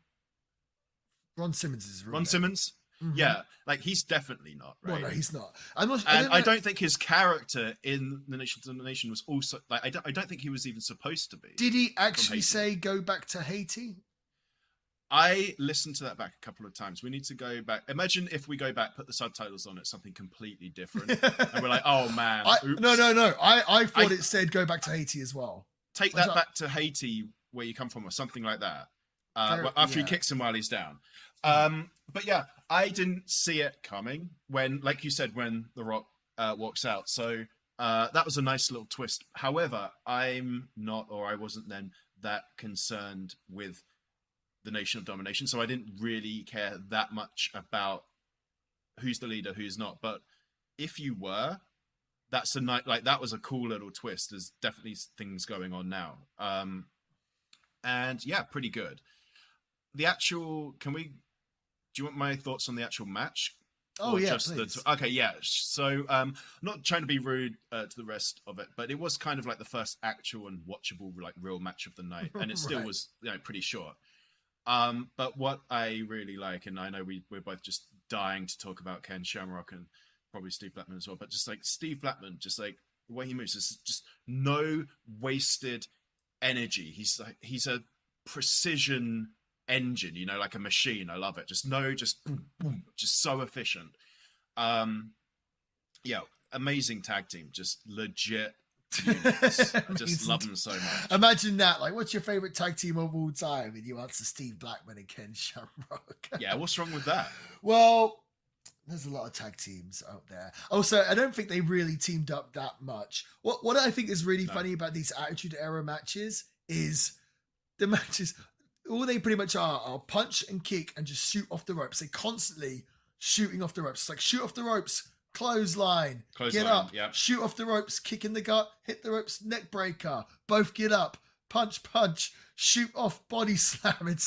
That's all they seem to do in the match. But obviously this was the birth of The Rock basically becoming the leader of the Nation of Domination and kind of the start of The Rock's. I was going to say, this is like really the genesis of where he is today. This is where you can kind of point it back to. Funny story, actually. So we're a tour of New Japan, and Flip Gordon, people should know who Flip Gordon is. Listen, one of my tag team partners was on the tour, and he told us that he'd never watched any of the Attitude Era of wrestling. He'd never really he hadn't seen much of it. And I was like, Flip, you've got to go back and watch these Attitude Era Raws. You need to, fill your head with all this stuff. So I think it was a WF network or WWE network at the time. So he starts watching Attitude Era Raws week by week on the bus, because we did a lot of long bus trips. Sometimes it'd be as long as 8 hours. Really nice bus, Wi-Fi, somewhere you can plug your phones into. Really, really comfortable. I will say that I love traveling on the New Japan bus. It was actually, I hate travel. I hate traveling so much. Like, traveling I like, but the actual physical sitting on a plane or sitting in a car, I really hate. But with New Japan, I actually quite enjoyed it, because I was like, oh, it's going to be my time to relax and just look out the window and just see Zen and just see a beautiful country. I really, really enjoyed traveling on that bus. But I should probably get back to the story. So Flip, I was like, right, watch these Attitude Era Raws. So he watches it. And then one day I'm like, Flip, how are you getting on with the Attitude Era Raws? He's like, yeah, good. And I was like, cool. And I was like, what part have you got to yet? And he's trying to explain something. And I was like, mate, I was like, has the Rock turned heel yet and joined the Nation of Domination? He goes, fucking hell, man, spoilers. I was just like he had no idea that was a thing. I was like, you didn't know this already? But I just popped so hard. He was like, his look on his face was like, fucking hell, man, spoilers. Like, if anyone knows the Rock story, they know the whole story is he came in, he was a babyface, a white meat babyface, the son of Rocky Johnson, and people booed him. They chanted, Rocky sucks, die, Rocky die. So then he turned heel and joined the Nation of Domination, and his career went on from there, and he became the biggest star in the universe. Somehow that all went by Flip Gordon. So he's a really funny guy. He is. Oh man. Okay. Triple H and Chyna come to the ring for a promo, and this is probably what this show is best remembered for. He comes to the ring and says Shawn Michaels dropped the ball. For any of you wondering, Shawn Michaels had lost the WWF Championship the night before to Stone Cold Steve Austin. Triple H says he will form the DX Army tonight. And when you set out an army, you look out for... Sorry, I messed it up. You look out to your blood. You look to the click. DX music hits and out comes Sean Waltman, better known to many as X-Pac. Waltman, but the commentators don't say X-Pac. I think they refer to him as maybe the kid, or they say, oh, I think Jim Ross says, look who's back. Anyway, X-Pac comes to the ring. He tells Hulk Hogan that he sucks. We'll go into that in a minute. He says, referring to Hogan, he says, you better not stop short or Eric Bischoff will go so far up your ass, he'll know what you had for breakfast. He says that Kevin Nash and Scott Hall would be standing right here with us if they weren't being held hostage by WCW. And then he then finishes the promo with, we're here to rip ass on the World Wrestling Federation. He's also wearing a D-Generation X t-shirt, so we assume that Sean Waltman, formerly Six in the NWO and formerly the 1-2-3 Kid, and obviously for the smarter fans, knew him as a member of the real life clique, is now a member of the new D-Generation X. I know what you want to say, Sam. The line in this, which is just so funny, he's building up that he's got something really nasty to say to Hulk Hogan. He's really going to give Hulk Hogan something. And the line is, Hulk Hogan, you suck, pal. Oh, man. When we watched this, like, how many times did we rewind that? And just, we were dying. Yeah. I have something I want to get off my chest. I heard Hulk Hogan come out on television saying I couldn't cut the mustard. Well, Hulk Hogan, you suck, pal. Got him. Well, it's like you thought he was going to defend. Yeah. Like, you know, Hogan said that I couldn't cut the mustard. You thought X-Pac was maybe defend himself or say something about Hogan's age or holding guys down or any of these things that have been said about Hogan. The best he came up with was, you suck, pal. Oh, it's just hilarious because you think, I mean, maybe with the benefit of hindsight with what DX was from that point onwards, more, but when you're expecting him to be really edgy or say something really transgressive or something, and then he just rips into Hulk Hogan with some 1930s like Dust Bowl parlance. Oh boy, you suck, pal. It was just so funny. I will say this, that line was pretty funny, but Waltman, X-Pac, he's fired up here. This was a really, really good promo. I thought this was great. You could tell, like, X-Pac, his energy was incredible. Yes. Before this, I don't think people really perceived X-Pac as much of a promo guy, but this was a really awesome promo. I think it's also really interesting to see, like, before this, WWF never really referenced stuff in WCW. They did the vignettes of the billionaire Ted and the Nacho Man and all that stuff, but I never really heard wrestlers refer directly coming out of a wrestler's mouth. Yeah, yes. I think. Yeah, I was going to mention that. I asked if this was the first time.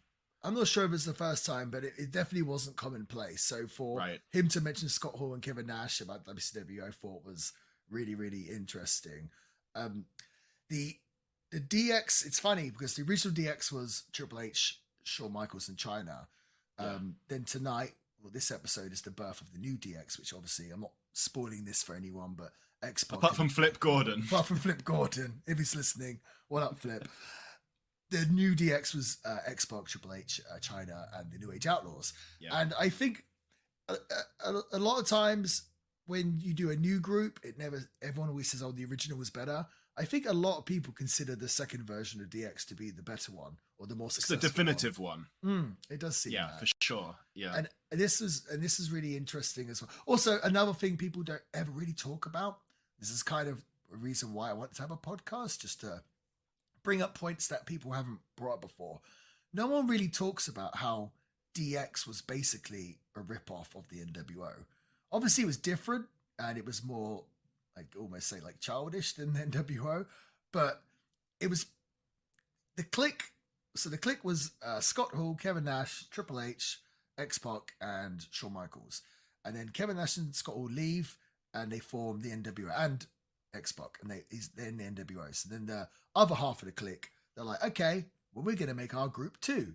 And we're also going to wear leather jackets. We're also going to spray paint. We're also going to wear black with t-shirts white, yeah, with a white logo. And we're going to be, the rebels as well. No one ever really says about how DX was basically a rip-off of NWO. And of course, like I said before this, WWE didn't really ever do factions and stuff. So it really was kind of, I felt like kind of WWE copied that idea from WCW. So I think it's really interesting the fact that they then got an NWO member, Sean Waltman, as to be in the DX. And I think Waltman at the time had been fired from WCW. I can't remember exactly for what. I also believe he got a FedEx. He got fired by a FedEx as well. So he's obviously very, very angry. That's brutal. Jeez Louise. And I actually think, someone will correct me if I'm wrong, but I'm pretty sure X-Pac was injured at this point when they brought him into WWF. So obviously he comes out in street gear. I don't think he wrestles for quite a little while. But obviously, and this is really significant because I feel like this was in the Monday Night Wars. This was one of the first deflects, like one of the first people to leave WCW, then turn up on WWF TV, because it normally gone the other way, where wrestlers had left the WWF, turned up on WCW. Now we're seeing it flip-flops. And we'd seen it before. We've seen guys from WCW come to WWF, of course, but they typically weren't big stars in WCW. Like Stunning Steve Austin wasn't a massive star in WCW. He came to WWF, became a massive star. Or like Mean Mark Calloway wasn't a big star in WCW. But X-Pac, he was part of the NWO. He was part of the hottest wrestling angle in WCW. And now he's here in the WWF with Triple H. But yeah, I thought this was a really good segment. I think if you mention this episode to people, the Raw After WrestleMania 14, I think this is the thing that people think about, X-Pac's debut. And I mean, we'll go through this after the show. This show has so many memorable moments that are just played for years and years after this. There's so many like career defining moments in this one episode of Raw. Now I feel fantastic. Like weeks and weeks of TV go by and you can tell the difference. Like nothing happens. Like one thing happens a year. Here, it's like there's like 5 big things happen in one night. It's pretty wild. But did you have anything else you thought of this segment? Yeah, I had a couple of things. Obviously, still I can't stop thinking about some of the dialogue. We're here to rip ass as well, which is funny. Yeah, how do you feel about that? Rip ass. Well, what does that mean? We all know what that actually means. He means like he wanted to say like kick ass, right? Or like, you know what I mean? Yeah. Yeah.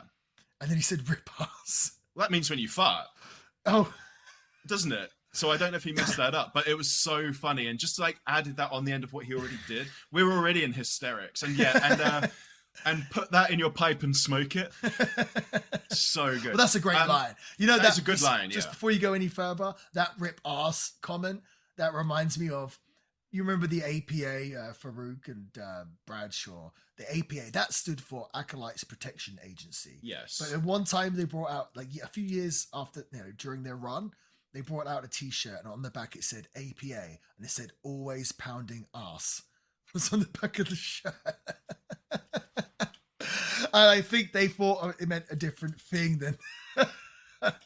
Would you want to walk around with an always pounding ass t-shirt on? I do not know. I do not know.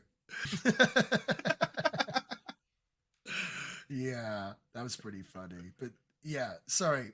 You had anything else to say? Oh, man. A couple of things. The parallels, but you love NWO. Yes. Right? Love them. And DX did their own thing differently enough, but the parallels can't be ignored. You're right. No, they can't. And even DX had the taunt with the suck it, which I think NWO did before them, but obviously they had their own two sweet or whatever.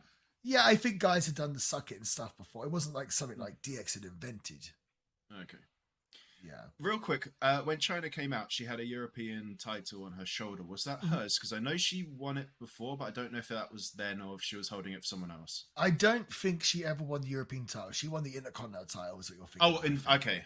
Yeah, so that was Triple H's. Oh, okay. All right. Yeah, Triple H. This point, I don't think China had wrestled yet at this point. I think that was quite, another year or so later, they started to mix her up and actually having matches. So okay. All right. Yeah. But I was confused about that.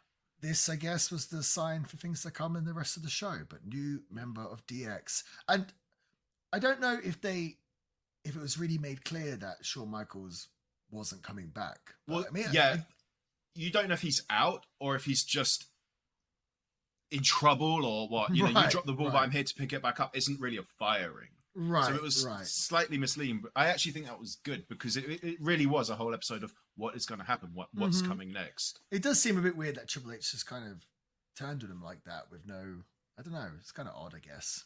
You think he lacked any real motivation? I don't really understand. I don't know. But anyway, moving on. Power, maybe, you know? Yeah, I guess so. Just, he saw like Shawn Michaels saw that as like a power vacuum, thought, I'll run with this. He lost the WWF title and he has no use for us anymore, I guess. Exactly. Yeah. Next, we see a vignette. I believe this is the first time we've seen this vignette for Val Venus. Val Venus says he's in like a bedroom or something. I think he's watching like a movie of himself. And he says, when I penetrate the WWF, all the ladies all across the country will be squealing in delight. And then the video finishes with Val Venus is coming. How clever. How clever. How clever. All I was thinking when that was on was, imagine them filming that without the sound, which they put in later and everything, and just having to perform that with a straight face, and everyone, like the camera guys and the sound guys, all just with a straight face, having to do that. It's just, the idea of that is hilarious. Well, because he's grunting the whole time as well. He's grunting. Yeah.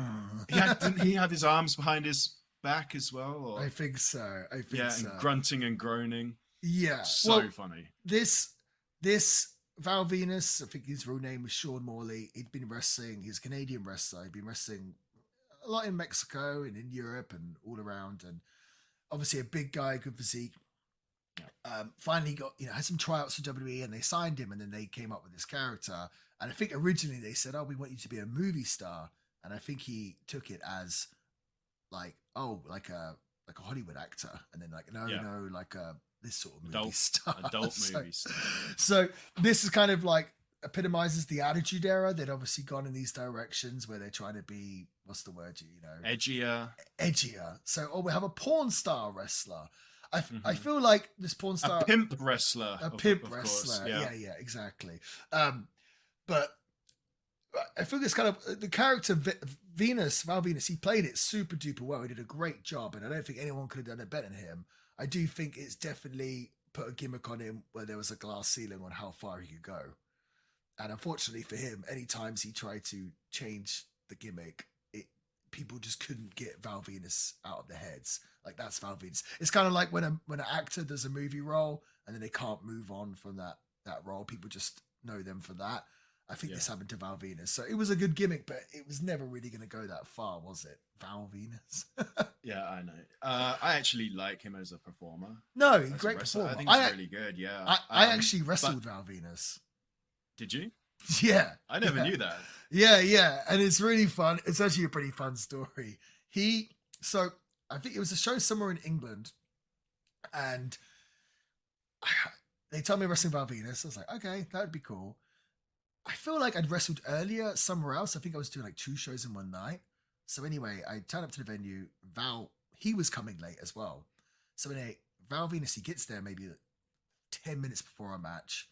And we tried talking quickly. And he's just like, yeah, we didn't really talk much. Anyway, so he told me what he did tell me. He didn't really talk about the match. He said, I'll go to the ring and cut a promo on me and say that I has been, really got on at me, really, get some heat and heal out the crowd. I was like, okay. So I come to the ring, do that. Then Val Venus music hits and he comes out. But this is obviously years and years after his sort of prime physique days, I guess. So he's wearing like an Under Armour like t-shirt and like shorts, but then he still has the towel wrapped around the shorts. So when he reveals it, he's still wearing the shorts underneath. But then he comes to the ring, and I thought he was just going to give me some stick back on the microphone. But he comes to the ring and he sees a kid wearing a John Cena t-shirt. And he goes, hey, do you like John Cena? Do you like John Cena? He's asking the crowd if they like John Cena. And I think he was expecting the crowd to be like, yeah, we love John Cena. But this was also the point where all the fans had decided to boo John Cena. Mm-hmm. So he's asking the crowd, do you like John Cena? And they're kind of like, no. Not really. Not really. It's like, so not really, this is not really going well. And I'm still in the ring thinking, where is this going? Like, what are we doing? And he says, oh, well, John Cena thinks he's a rapper. He's like, I actually quite like to rap too. So then he like goes into this rap. Please no. And he does it, and he's kind of hitting his lines and kind of stopping for and it's not a massive crowd. I mean, it's a small British wrestling show, maybe a couple hundred people there. And he's kind of stopping for the lines, and people are like, oh, like, it was kind of weird. I was in the ring thinking, shouldn't you come to the ring and do your big Valvoski thing? You know, what he used to say? What did he used to say? But he used to come to the ring and do his whole Valvy shtick and then do the Rick Rude wiggle. He didn't do that. He did a rap, and it was kind of odd. And then we did the match, and it was all right. I think he beat me with a full Nelson slam, but then afterwards he like raised my hands, like we had a great match. But then actually, I think I drove back with him to another city or whatever. I think it was a long drive, and he likes his cannabis now. I think he calls himself Captain Charisma. He's like really, really passionate about cannabis. I'm pretty sure he opened like a cannabis place or something. And it was funny because I'm excited to be in the ring with, to be in the car with Val Venus and ask him questions. And it's so pretty much every conversation we had just turned back to cannabis. I'd be like, yeah, so Val, Sean, what's Vince McMahon like? He's like, well, you know, I like Vince, and I tried to tell him that he should allow the wrestlers to smoke weed. He'll just go back to that every time. Or I'd be like, what's Godfather like? Oh, yeah, we used to love smoking weed together. So he was very, very passionate about his cannabis. But he was super duper cool. Super. I don't think we want you to think I'm not talking nice of him. He was really, really cool. Just, yeah, him sitting in the ring doing a rap was, I was very complexed. That's a really funny story. So Val Venus is coming late in that instance. I guess so, yeah. I mean, yeah. But yeah, this was the start of the Val Venus thing. Yeah. It's an iconic character from the Attitude Era. So I remember, do you remember the game WWF Attitude? Of course you do. Of course. And you can change in the settings, you can change the dialogue, the rest of the dialogue from, I think it was like everyone to teen. And when you turn it to teen, they say edgier stuff. Okay. I had that setting on, and my opponent was, I was Kane, because I always pick Kane, or most of the time I pick Kane, Val Venus. And I can't remember what he said. I think he said, the big Valboski is like a Rubik's Cube. The more you play with it, the harder it gets. And my mum shouted at me from the other room and made me turn it off. That's so funny. That's a great line. That I actually think I remember Val Venus saying that line. So, or maybe I just remember it from the video game. Yeah. So, yeah, the Attitude Era. Some of the stuff doesn't hold up as well, and but yeah, you like Val Venus. I found I'm interested because I don't think we've known each other for a while, but we've never talked about this. I like Val Venus, but I felt like back then with my friends, you couldn't really say that you like Val Venus because it was kind of weird. That's how my friends felt, you know. Yeah. I think I could, because I grew up watching guys like Ravishing Rick Rude, and the guys that were arrogant were like bad guys. And I feel like Val Venus was supposed to be kind of a good guy here. I think it's really a little confusing. Yeah, it is. But anyway, moving on, we have Mark Mero with Sable defeats Taka Michinoku with a really bad TKO, I wrote here, in 36 seconds. But more notably, before the match, Luna Vachon comes out and demands a rematch with Sable. After Sable agrees, she lays out what an evening gown match is. Mero does not want Sable to accept the challenge, but Sable accepts anyway. So yes, Luna challenges Sable to an evening gown match, and I think she says the line, "I'm going to strip you down," which basically turns her baby face because the crowd just goes absolutely nuts. Oh, yeah, because they would be like, yeah, do that. Right. Sounds great. What I will say is, so they're building up for this next pay-per-view, which is, I think is Unforgiven. And WWF knows how to sell a pay-per-view. There's something that we'll get to later where they say, oh, we're going to have a ring set on fire. Here, they're saying, yeah, they're going to have Luna's going to strip Sable naked in the ring. They really, really know how to sell these pay-per-views. But yeah, in terms of that, Mark Mero beats Taka Michinoku. It's actually kind of a shame that the previous night, Taka Michinoku and Aguilar had a light heavyweight championship match on WrestleMania 14, and what a lot of fans considered a really, really good match. Unfortunately, with this light heavyweight division, there wasn't really enough guys. So then, for the most part, they just became kind of fodder for the other guys rather than wrestling each other. So earlier we saw Aguilar lose to Jeff Jarrett in a few minutes. Now Taka loses to Mark Mero in 1 minute and 36 seconds. So yeah, they don't hold the light heavyweight championship too highly. And to be honest with you, that we always speak about, well, we don't always speak about, but people always speak about how WCW stole a lot from the WWF, but WWF stole a lot from WCW. We just talked about the DX from NWO.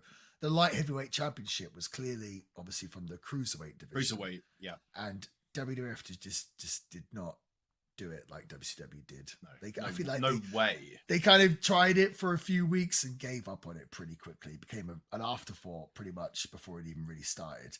To the point where Taka was the light heavyweight champion for a long time, and they kind of forgot about it and went away. And then I think they brought it back later. But I love Taka, so it was good to see him. And Mark Mero now is like a positive speaker. Yeah. And I follow him on Instagram, and he's always putting up these positive posts. So big fan of Mark Mero as well. But yeah, this was pretty much just the thing with Sable. I mean, Mark Mero was pretty much doomed here because Sable is so over with the crowd here. People love Sable. They go absolutely nuts for her. I personally thought I thought Sunny looked better than Sable personally. I agree. But Sable was the more popular one for sure. For sure. I really like Taka Michinoku and I really like Mark Mero. Mm-hmm. Did you really like that TKO at the end? The TKO is my favorite wrestling move. But not did this you one. know that? I did know that. You tell me that all the time. Have I told you what I think about Steve Blackman? I quite like him. The TKO is my favorite move, and I was so excited to see the TKO, one of my favorite moves, and he absolutely botched it. He kind of, when they're doing TKO, he's like Mark Mero given the move is supposed to land on his back, but he kind of landed almost like on his front. It seemed on his side. Fell over. Yeah, on his side. It was awful. I don't really know how you mess that up, but yeah, some of the things I have here. So the winner of the evening gown match will be the one with the most clothes left on. Right. Luna screams, "I'm going to strip you down." Also, Luna calls Sable a slut here. She does. And Taka Michinoku stood in the ring. I was thinking watching this, what was Taka Michinoku thinking? This whole time, when the camera's doing a back and forth between Luna and Sable, and somewhere off screen is Taka Michinoku just waiting to get on with his match. I had that in my notes as well. Somewhere he's standing off camera, just waiting for his cue. They build Taka as with his weight as 202 pounds. That seems a little that's probably not real, but that's always been a thing with wrestling. You overemphasize the weights and the heights. He was probably more like 180 here tops, I'd say. But that doesn't sound too good though. Saying 180 pounds, that doesn't sound too good for pro wrestling, Fair. I have a question for you. Do you know who Sable is with now? She's married to now. Is it still Brock Lesnar? Oh, you do know that, yeah. Oh, okay. Yeah. Luna, I just glanced at my notes. I wrote this down. Luna was ripped. Mm-hmm. She was in good shape, man. I actually thought Luna was pretty damn hot. She had a fantastic body. It's just hard because she played like an ugly character. She put all that face paint on and the hair, the hair, and she pulled the scary faces. But she was in amazing shape. Oh, she was ripped. She was in really good physique. Yeah, really good physique.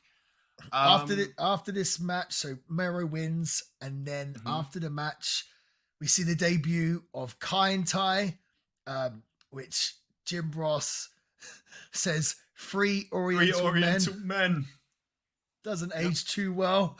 No. This was, who was the Kai and Tai again? Oh, it was Funaki, Dick Togo, and Terry Boy.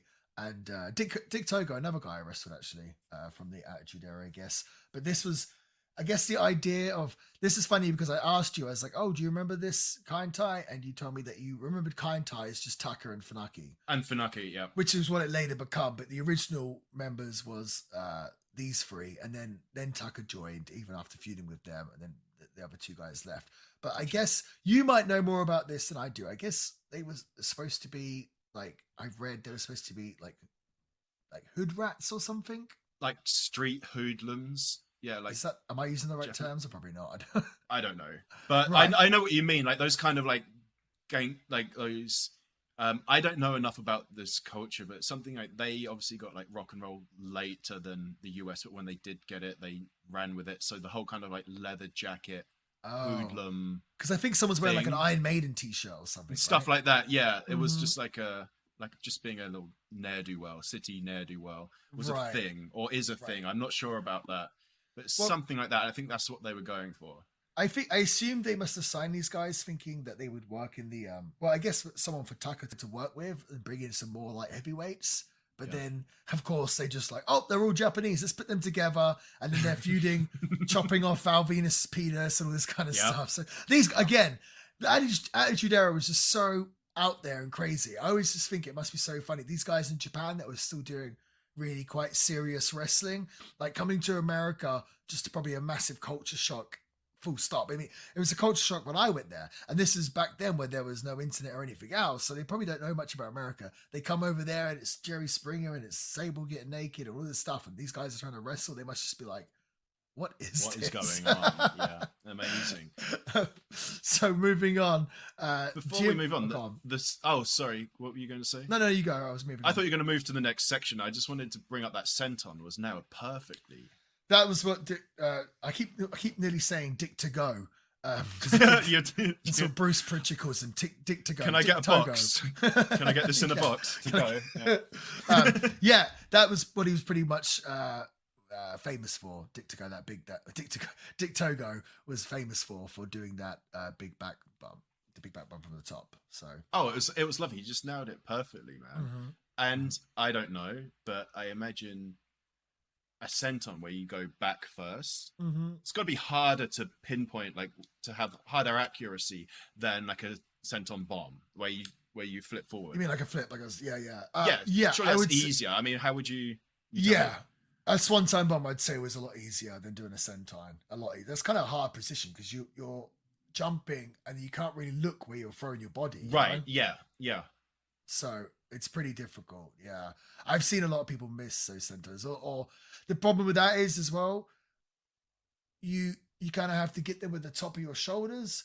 But if you need to land them nice, otherwise you're going to kill them. But like if you land like more lower back on them, you're going to crush them, you know, or you overshoot it and you miss them and you kind of get them with the back of your head. So it's a really hard one to pull off. So to get height on it and everything else is really impressive. And Dick Togo here, he's not, I know, Dick Togo, he's like here, he's short, but he's kind of a big guy here. He's a pretty lumpy dude. Like he actually, when I wrestled him years later, he actually got in really good shape and lost all the weight.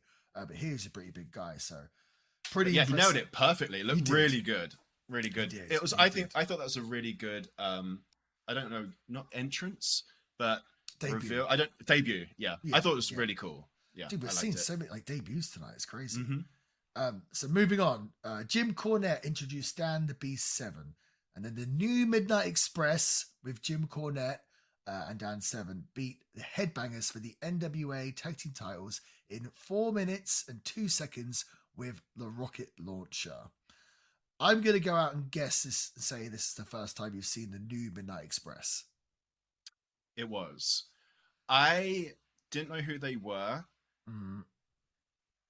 I think so. Jim Ross said Bob and Bart, so I'm gonna guess. Oh, no. They were. I think they said Bodacious Bart and Bombastic Bob, or maybe something like that. Yes. So I'm gonna guess who they were off of that, and you tell me if I'm right or wrong. Okay. Hardcore Holly. Correct, Bob Holly. Yeah. And Bart Gunn. Correct. Yes. I was wondering if you would know who they were. I know Bart Gunn from what was that? The Brawl for All. Yeah, he won the Brawl for All. Yeah, right. That's how. That's yeah. So here's a more of a question for you. This is the new Midnight Express. Do you remember the old Midnight Express? Okay. Not at all. So basically, Jim Cornette in the 80s, I think there was even original Midnight Express, maybe in the 70s, but Jim Cornette was famous for managing his tag team called the Midnight Express, which is Stan Lane and beautiful Bobby Eaton, funny enough. That was the second incarnation of it anyway. And then before that, it was Dennis Condrey. But anyway, they were a big tag team in the sort of territory days and Crockett, and they drew a lot of money. They feuded pretty much the whole time with a tag team called the Rock and Roll Express, and put on these legendary tag team matches, and really a tag team for the South, the Midnight Express. But they were pretty famous for coming up with a lot of the tag team moves that we see today. And Jim Cornette was their manager, but it was kind of more than a manager. It was like very much like a free man team. He was the talk of the group and everything else. So Midnight Express worked really, really well back then. For whatever reason, they're doing this like NWA invasion angle here in 1998 with WWF Attitude, and someone's idea that I guess they didn't know what to do with Bob Holly, didn't know what to do with Bart Gunn, and they've decided to make them the new Midnight Express in this NWA invasion, and it was never ever going to work. No good? Never ever going to work. It didn't work. It didn't last too long, but it was kind of, whenever they do the new version of something, they did this a few years previously with, obviously back in the day, there was the Rockers, and it was Shawn Michaels and Marty Jannetty. Then years later, when they had Marty Jannetty and Shawn had gone on to be a big star, they put Al Snow with Marty Jannetty and called them the New Rockers. And that didn't work. Always reeks of desperation. It does. It really does. So yeah, the new Midnight Express, kind of cringe to watch. And we had the Headbangers here. Headbangers always thought were a great tag team. Never really got their flowers. Yeah. That was, again, very much a gimmick of the times. Very much gimmick of the Attitude Era. Like, oh, we need Headbangers now.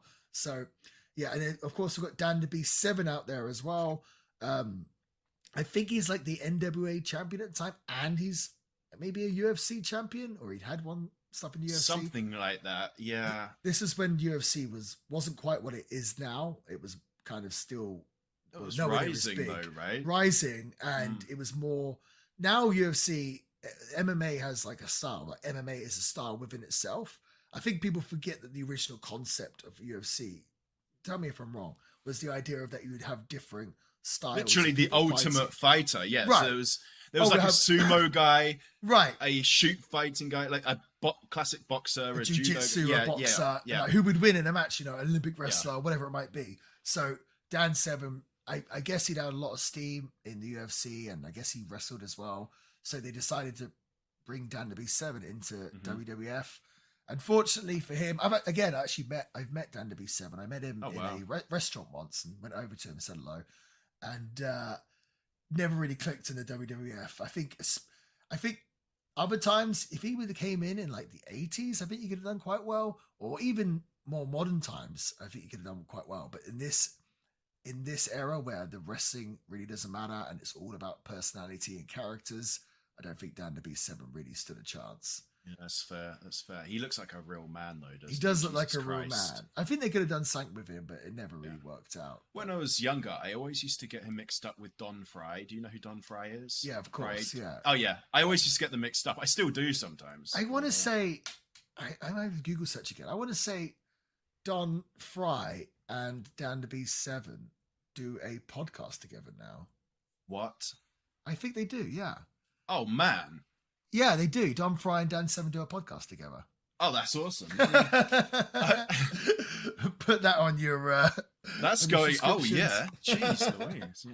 Maybe we need Dan to invite Severn, them though. on our... Yeah, Dan Severn. I love Dan Severn. I think he's super Yeah, I cool. think he's awesome. Who would you cast to play Dan Severn in a movie? No, Don Fry. I don't know. Don Fry. I mean, an actor. You do Henry Cavill, right? You don't I think guess he so. could look like... Yeah. I think he would, yeah. Yeah, I don't think they'll be making a Dan the Beast 7 movie anytime soon, but... Kickstarter, maybe. let's do it. Let's do it. Tell us, people, if you want to see the Dan the Beast 7 movie. Yeah. Have a cool and movie. the stretch goal could be, if we raise 400 million, then we can get... The stretch goal can be, we'll get Henry Cavill to do it. Otherwise, we'll get Don Fry to do it because I get them mixed up anyway. This was a little bit of a lull in the show. I'd say the crowd was pretty much dead for this match. Yes, yeah, which is kind of sad, but also the way you explained it, I understand why that happened now. I get it, yeah. And to try and, again, just constantly trying to keep the viewer in. During this match, there's not a lot is going on. King says Jerry the King on commentary says that DX will reveal another member tonight. So now it's like, well, we just saw X-Pac or Sean Waltman from WCW join. They're going to join someone else is going to join. Yeah, when he said that, so you know how this whole time it felt like a very kind of high reality concept with the unfolding events and everything, and the wrestlers got backstage not actually understanding what was going on when it was happening and all of that. That his comment took me out of that, because where would he have got that intel? Maybe Jim Ross. Sorry, not Jim Ross. Maybe Triple H fed him. Maybe they told him. I guess possibly. But when that seemed like was he? I didn't know if he was actually supposed to say that. Oh, I think he guess... was. Oh, yeah. I would say absolutely was meant to say that. It's they want to keep people with the show, because this whole time when Raw's on, Nitro's on as well. So it's plus the rest of TV as well. So you're constantly. I feel like with these TV shows, you're just constantly trying to give reasons to the audience not to turn over. The audience is constantly looking for the opportunity to turn over. So you've got to give them reason to not to, if that makes sense. Yeah. Kind of like with YouTube videos, kind of like we're doing here. You got to give them a hook at the start. Otherwise, when you put a YouTube video on, you're pretty much getting ready to press the next button or find something else unless it grips you in. So for them, it was super duper important. Yeah. But that threat of competition that they had really helped the product. It really did. A lot of people so good. A lot of people would argue that they hot shotted a lot of stuff, and after the Attitude Era, hot shotted stuff, like did too much at once where it left them nowhere else to go. And I do see, maybe it's a debate or conversation we can have one day, because I do see that side of the argument, because after the Attitude Era, you could argue that the business never ever really recovered. And it's only so much they could do this kind of raunchy stuff and everything else until it kind of got a bit old, and they had to go in a different direction. They could on a macro level, yeah. But from a week to week, in regards to what is in the episode itself, it doesn't do. So I don't want to do this, but I'm going to criticize modern wrestling and AEW now. But you know how just on a Wednesday there's like a cage match, or I know there's a cage match coming on this actual episode, so it's a bad example, but just the crazy one-upsmanship they keep trying to do nowadays from an episode standpoint of, let's say, AEW, that is what I would deem like a real kind of hot shotting. So where do you, if just on a Wednesday night I've seen a multi-man cage match, people getting thrown off of a cell and getting busted open and everything, then what am I going to see on a pay-per-view? That's a bad type of hot shotting, in my opinion. What we see, in this episode now, or this era now, I understand that it may have had, it was a short, what's the term, like a short-sighted view, because like you said, in the era after the Attitude Era, they didn't really have anywhere to go after that. But from a week-by-week standpoint, I mean, this episode is a great example. You would think you'd be done already, but then when the King says, "Oh, wait, we still have another member or members of DX to be revealed yet," it was just like, it was the equivalent of me just finding out that Dan Severn and Don Fry have a podcast, but every week. Yeah, well, I think it's more the hot shotting is just if they're doing outrageous stuff every week, after a while, how does it become outrageous? And it's kind of like those things, Jerry Springer had a lifespan or a peakness of popularity, or Jackass, was super. Yeah, definitely.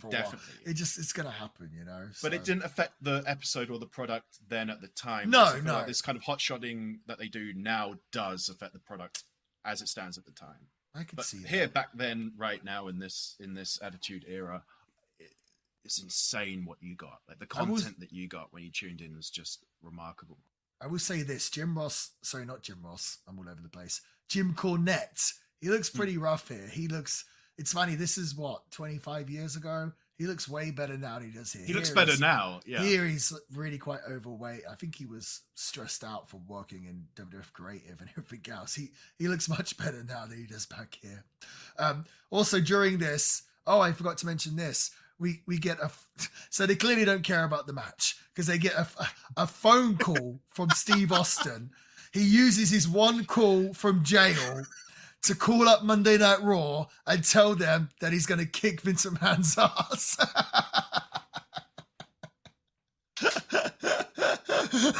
It's brilliant. Oh my God.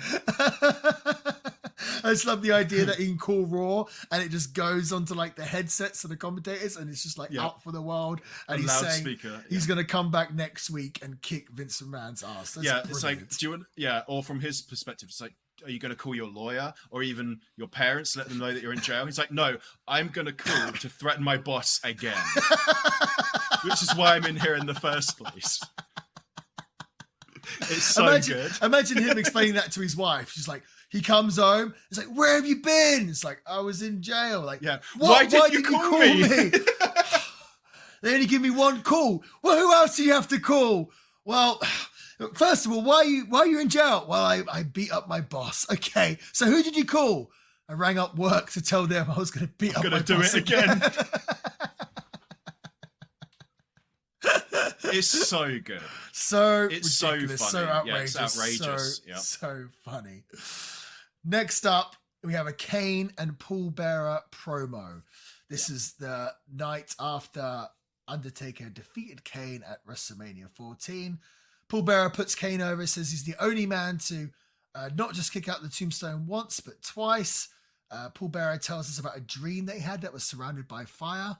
And then Paul Bearer challenges The Undertaker to an Inferno match. What is an Inferno match, you might ask? He says, in honor to win this match, the loser must catch fire. Jim Ross says, I have never heard of anything like this in my entire life. Yes, so we're setting up the Inferno match. You know what's pretty funny about this is Jim Ross says, I've never heard of anything like this in my entire life. If you watch the start of the show, the opening credits for Raw,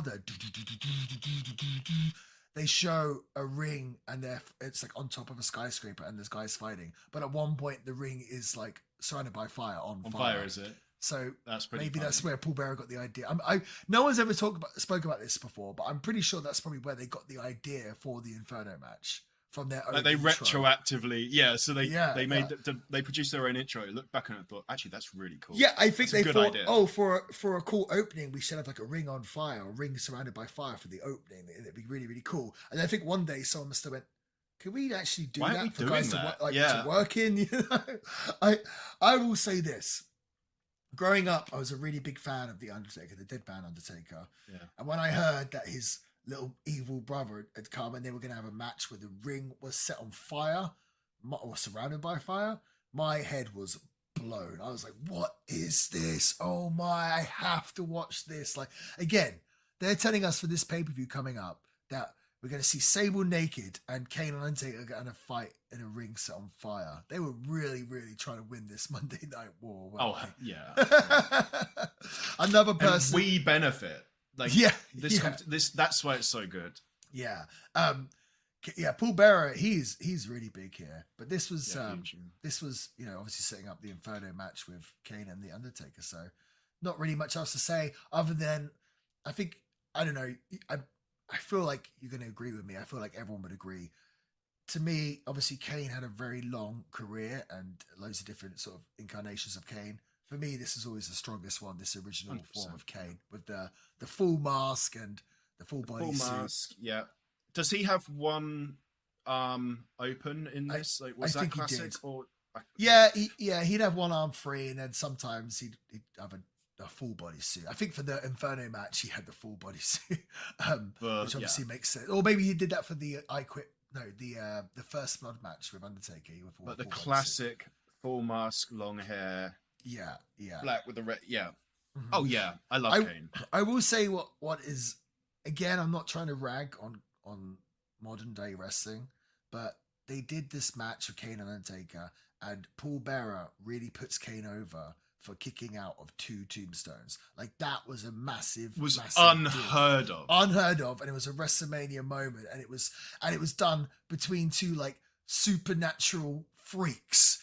Right. This guy They're not from this world. Yeah. Right. There's not from this world that this guy could possibly kick out of 2 tombstones. Now I feel like people, and this is a WrestleMania, one of the main events of the show, brother versus brother. They've like, you know, Kane is accuser Undertaker of killing his parents. That's why he's able to kick out of 2 tombstones, because this is such a blood feud. There's so much hate and passion, all this stuff there. And he's a monster. You kick out of 2 tombstones. I feel like now we watch weekly TV and people will kick out of 2 tombstones in a cold match, and the guys will be my size. You know? Right? Yeah, it is. Just lost the context. Lost the context. You know what I mean? Would love. I don't know if this would even be possible. How do you walk that kind of thing back? But if that was one of my major criticisms of modern wrestling, I don't know how they could walk that back. But if a move like that meant that's it, it's game over. Brought some weight back and some power back into moves. They could change it. Love that. They could change it right away. It would just you just recondition, just having guys start staying down to finish. Just start doing it. Yeah, you might have to sacrifice some flatter finishes where someone hits one move and they don't kick out and guys go, oh, I didn't think that was going to be the finish. But you do that a couple of times, then you've conditioned the fans already. So yeah, right. I would love that.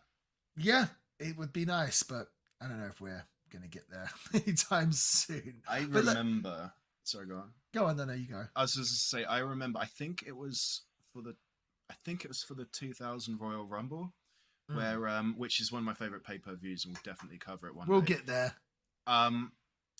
Cactus Jack kicks out of a pedigree.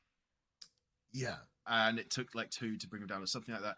I remember being at school, we just couldn't stop talking about it. yeah. Like we're just in class, we're just like, I'm sorry, I can't. He kicked out of a pedigree. He is tough. Like that is insane. Right. We just couldn't get on with that. We just kept talking about it. If I remember correctly, I feel like he wasn't. They didn't even plan for him to kick out the pedigree. I think he did it on the fly because they maybe like missed attacks or something. I might be wrong. So I seem to remember, and we have to do the episode so we can refresh ourselves on this. But I feel like it was even. I feel like it was led up that one of the commentators said nobody kicks out of a pedigree, and then he did. So they were actually setting up. So maybe we're talking about a different thing, but still, it's the same match. The point is the same. Is that it was unbelievable. Yes. Yeah. Only somebody that tough, and that insane could do that. And again, like, what? But it's kind of the same thing with Mick Foley and the thumbtacks. Like Foley in that Hell in a Cell match brought out the thumbtacks, and he took a bump in them or whatever. And it's like the idea is that Mick Foley is this crazy, insane, unhinged, like doing something as crazy as thumbtacks. Like he's out of his freaking mind. And it fit the character. And I remember at the time being like, oh my, look, I can't believe it. Thumbtacks. Wow. Like as a kid watching that, I thought he was legit insane. And I was like, he likes pain. He likes punishment. And now you just see like normal average guys doing thumbtacks. It's like, no, you're missing the point. You know what I mean? Right. Like that fit for his gimmick. It's not just, well, it's that's part of his aesthetic. Yeah. Right. So moving on to the main event. The New Age Outlaws defeat Cactus Jack and Chainsaw Charlie via a spike pile driver on a chair in a steel cage match to win the vacant WWF Championships in 4 minutes and 2 seconds. After the bell, D-Generation X comes out and destroys Cactus and ties Chainsaw Charlie tighter to the cage. The Outlaws celebrate with Triple H and Sean Waltman, and the DX theme plays in the background, seemingly confirming that the Outlaws are now the newest members of D-Generation X. So, awesome. Quite a bit to uncover here. Yeah. One of the funniest things I realized, with this was that Kane and Paul Bearer promo was obviously so they'd have time to set up the cage. This is before they had the kind of more like fence cage and actually had a full-on blue steel cage. Yeah. and they're still putting it up as the guys are coming to the ring. There's still like ratchets on the cage. Yeah. And then they're already started the match, and the technicians are just kind of rolling out the ring, which is great. I understand, I guess, to some people that the cage might look so tame and lame now, but I love its look. That cage, because the cages that we have now are kind of chain link. Yes. So it just seems like something that everything has, whereas the cage back then in this episode and around that era looked like it was a bespoke thing for a wrestling match. You wouldn't see that look anywhere else. It's a cage for a wrestling match. Correct. I will say this. Obviously, I never wrestled in the blue cage, but all the wrestlers say that it was just made out of like full on iron, and it was steel or whatever it was, and it was really, really hard to work with, like really, really stiff, and just running into that was not forgiving. It was like, I think guys got in there and like, how do we work in this thing? Like, I don't think it was too pleasant for the guys to wrestle in. So I'm guessing that's probably why. That's a factor into why they may have changed. Well, I think probably that, and probably the newer cages are probably easier to film and for people to see as well. I think maybe. Yeah, true. Probably had a part. Yeah. It's, if anything, I think with them, like, production is probably more important than the rest of safety, maybe anyway. So I could see that being a thing. It's a beautiful looking cage. Yeah, I mean, it's iconic, the big blue cage. Things I noticed in this, obviously, Billy Gunn's wearing a Eric Cartman t-shirt. That's funny. Which we talked about. Yeah, that was something that I love. Cactus Jack. Cactus Jack's probably my favorite personality of Mick Foley. But one thing that always bothered me, at least about this Cactus Jack that was in WWF, he wore these tights that said cactus on them. Mm-hmm. But he wore a t-shirt that always covered up the first C and the A. So his tights, and that the t-shirt's black and the tights are black. So it looks like that his tights just say CTUS. And for the longest time, I remember as a kid watching, I couldn't work out why he had tights. You thought it was like an abbreviation for something. I was like, why is it CTUS? I knew it was like, he spelled cactus wrong or whatever. Didn't he have leopard print boots as well? And I think he changed those, but they were cool. Yeah, I actually bought myself years ago. I had a pair of leopard print boots as a homage, somewhat to Cactus Jack. But this was basically, again, look, the match is 4 minutes and 2 seconds long. This was all just to get to this new D-Generation X. At one point, Mick Foley gets backdropped into the cage. It looked absolutely brutal, really, disgusting, really bad. There were some disgusting chair shots later as well. Those chair shots, knowing what we know now, looking back, just super duper hard to watch. I remember as a kid thinking a chair shot, like I was waiting. When I was a kid, I was watching wrestling, waiting for the chair shot. Now I look back, I watch it, I just want to close my eyes. You don't want to see him. You don't want to see him. It's just, and those chairs are not, they're heavy, they're hard. I think we saw in the Attitude Era, we saw so many chair shots that I assumed that they weren't probably not that bad, and then became a wrestler and realized, no, they are. They're worse than I thought. Way, way worse. They're heavy, and just every time those guys were getting hit in the heads with chairs when they're not putting their hands up, 100% getting a concussion. Whether it was, a mild one, but most likely worse than that, but they're getting 100% getting concussed. There's no way you get hit in the head like that and not get a concussion. So there's really scary. Some very disgusting stuff in this match. Chair shots, that body drop. When Funk was tied to the cage by his hands, by his neck, and his feet were on the bottom rope. I was thinking, I don't know if I'm right about this, but I just felt like if he slipped, like he could break his neck. Yeah, I mean, Terry Funk is obviously crazy, but he's tied to the ring with the handcuffs around his neck. Is that right? And had a pair of handcuffs like around his neck, and then the part of the handcuffs where the wrists go in were closed around the bars of the cage, so he's like stuck. Yeah, and his feet were just on the bottom rope, just hanging. Honestly, this was way more brutal than I thought. For 4 minutes and 2 seconds, I said wrote here 3 chair shots to the head by X-Pac to Foley. Then Triple H gave Foley the pedigree where he doesn't let go of the arms. Just brutal. What does that mean? So the pedigree, he used to do this. I feel like in his early days, a lot of times he'd have hold of the arms and then do the pedigree and not it let looks go of the arms. Better. Let's be honest. Way better. It looks way better, but way more dangerous. Way more dangerous. Why is that dangerous? Because is there nowhere? So I assumed with his arms up, there's nowhere for him to go. Is that not true? I mean, ideally, you would if you're holding them up and you're going to keep hold of it, I guess the idea would be that their face wouldn't hit the ground, but it's just not always going to end up that way. And even then, that's still super scary just to be falling flat first and you can't protect yourself with your hands.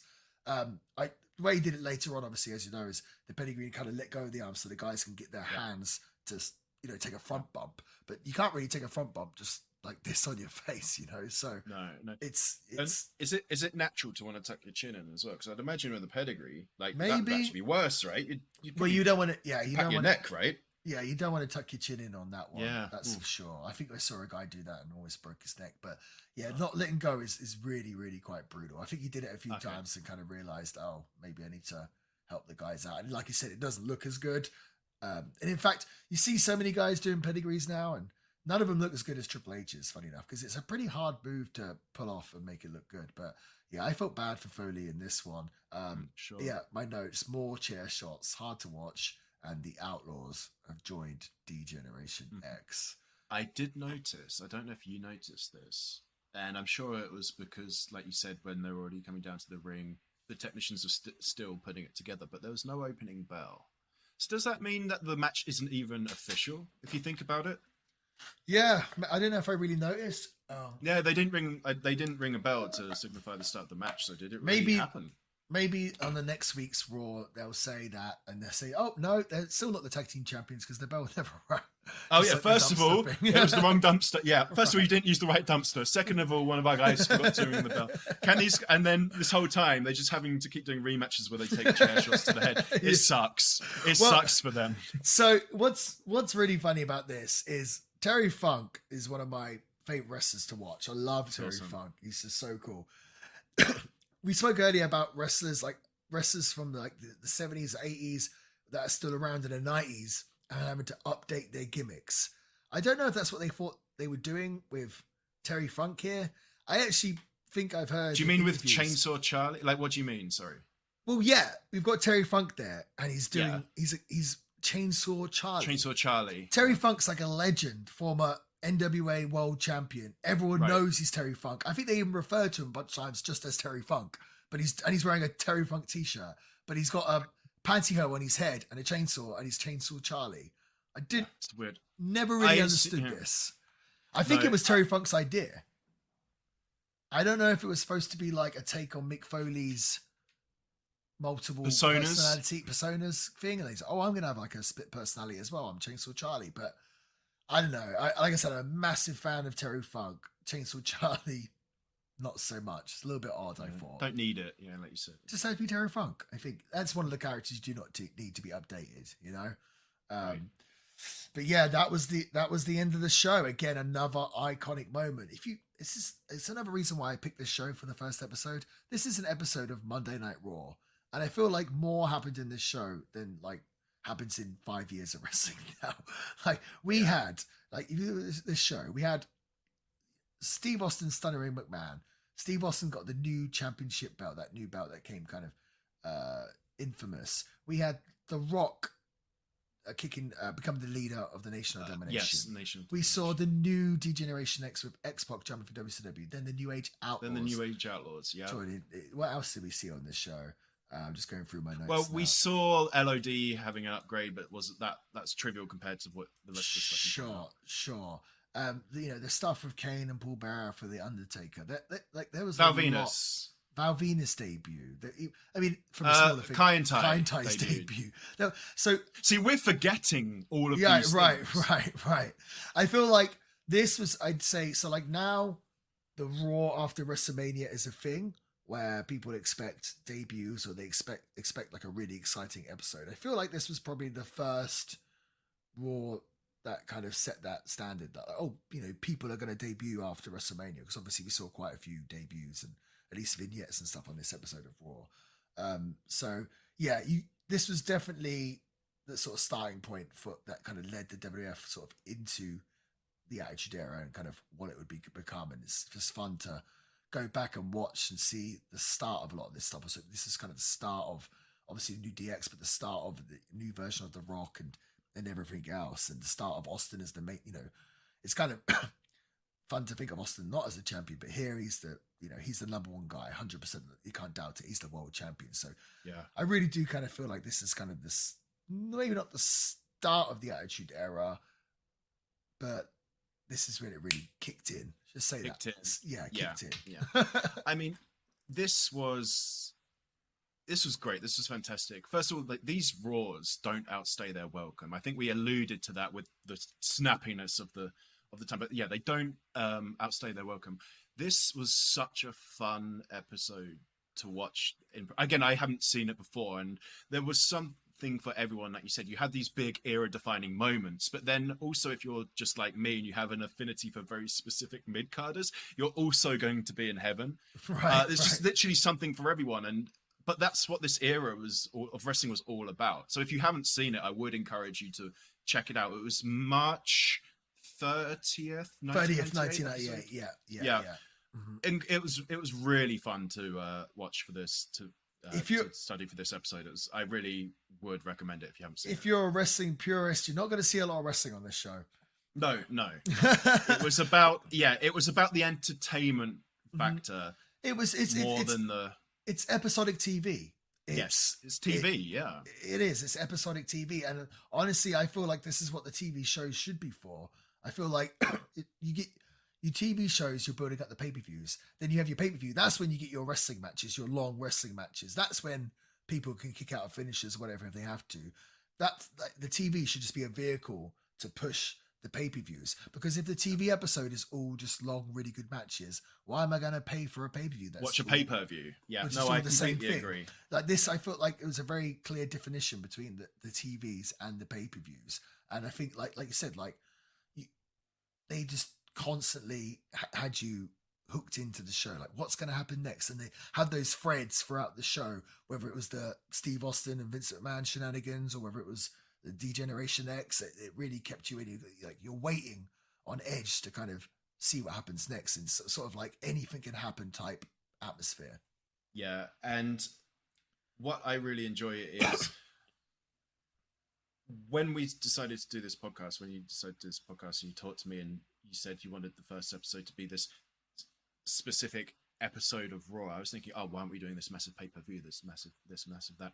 And then watching it, it's really made me excited for looking at other, which may not have such of a big era-defining presence as maybe this episode did, but I'm just really excited to cover more episodes of Raw, for example, that may have all of this stuff in that I don't even know about. Right. Well, that goes for a lot of it. It's going to be nuts. And Nitros as well. And Nitro, and yeah, just what I mean. Like, not just pay-per-views. There's episodes that are just incredible.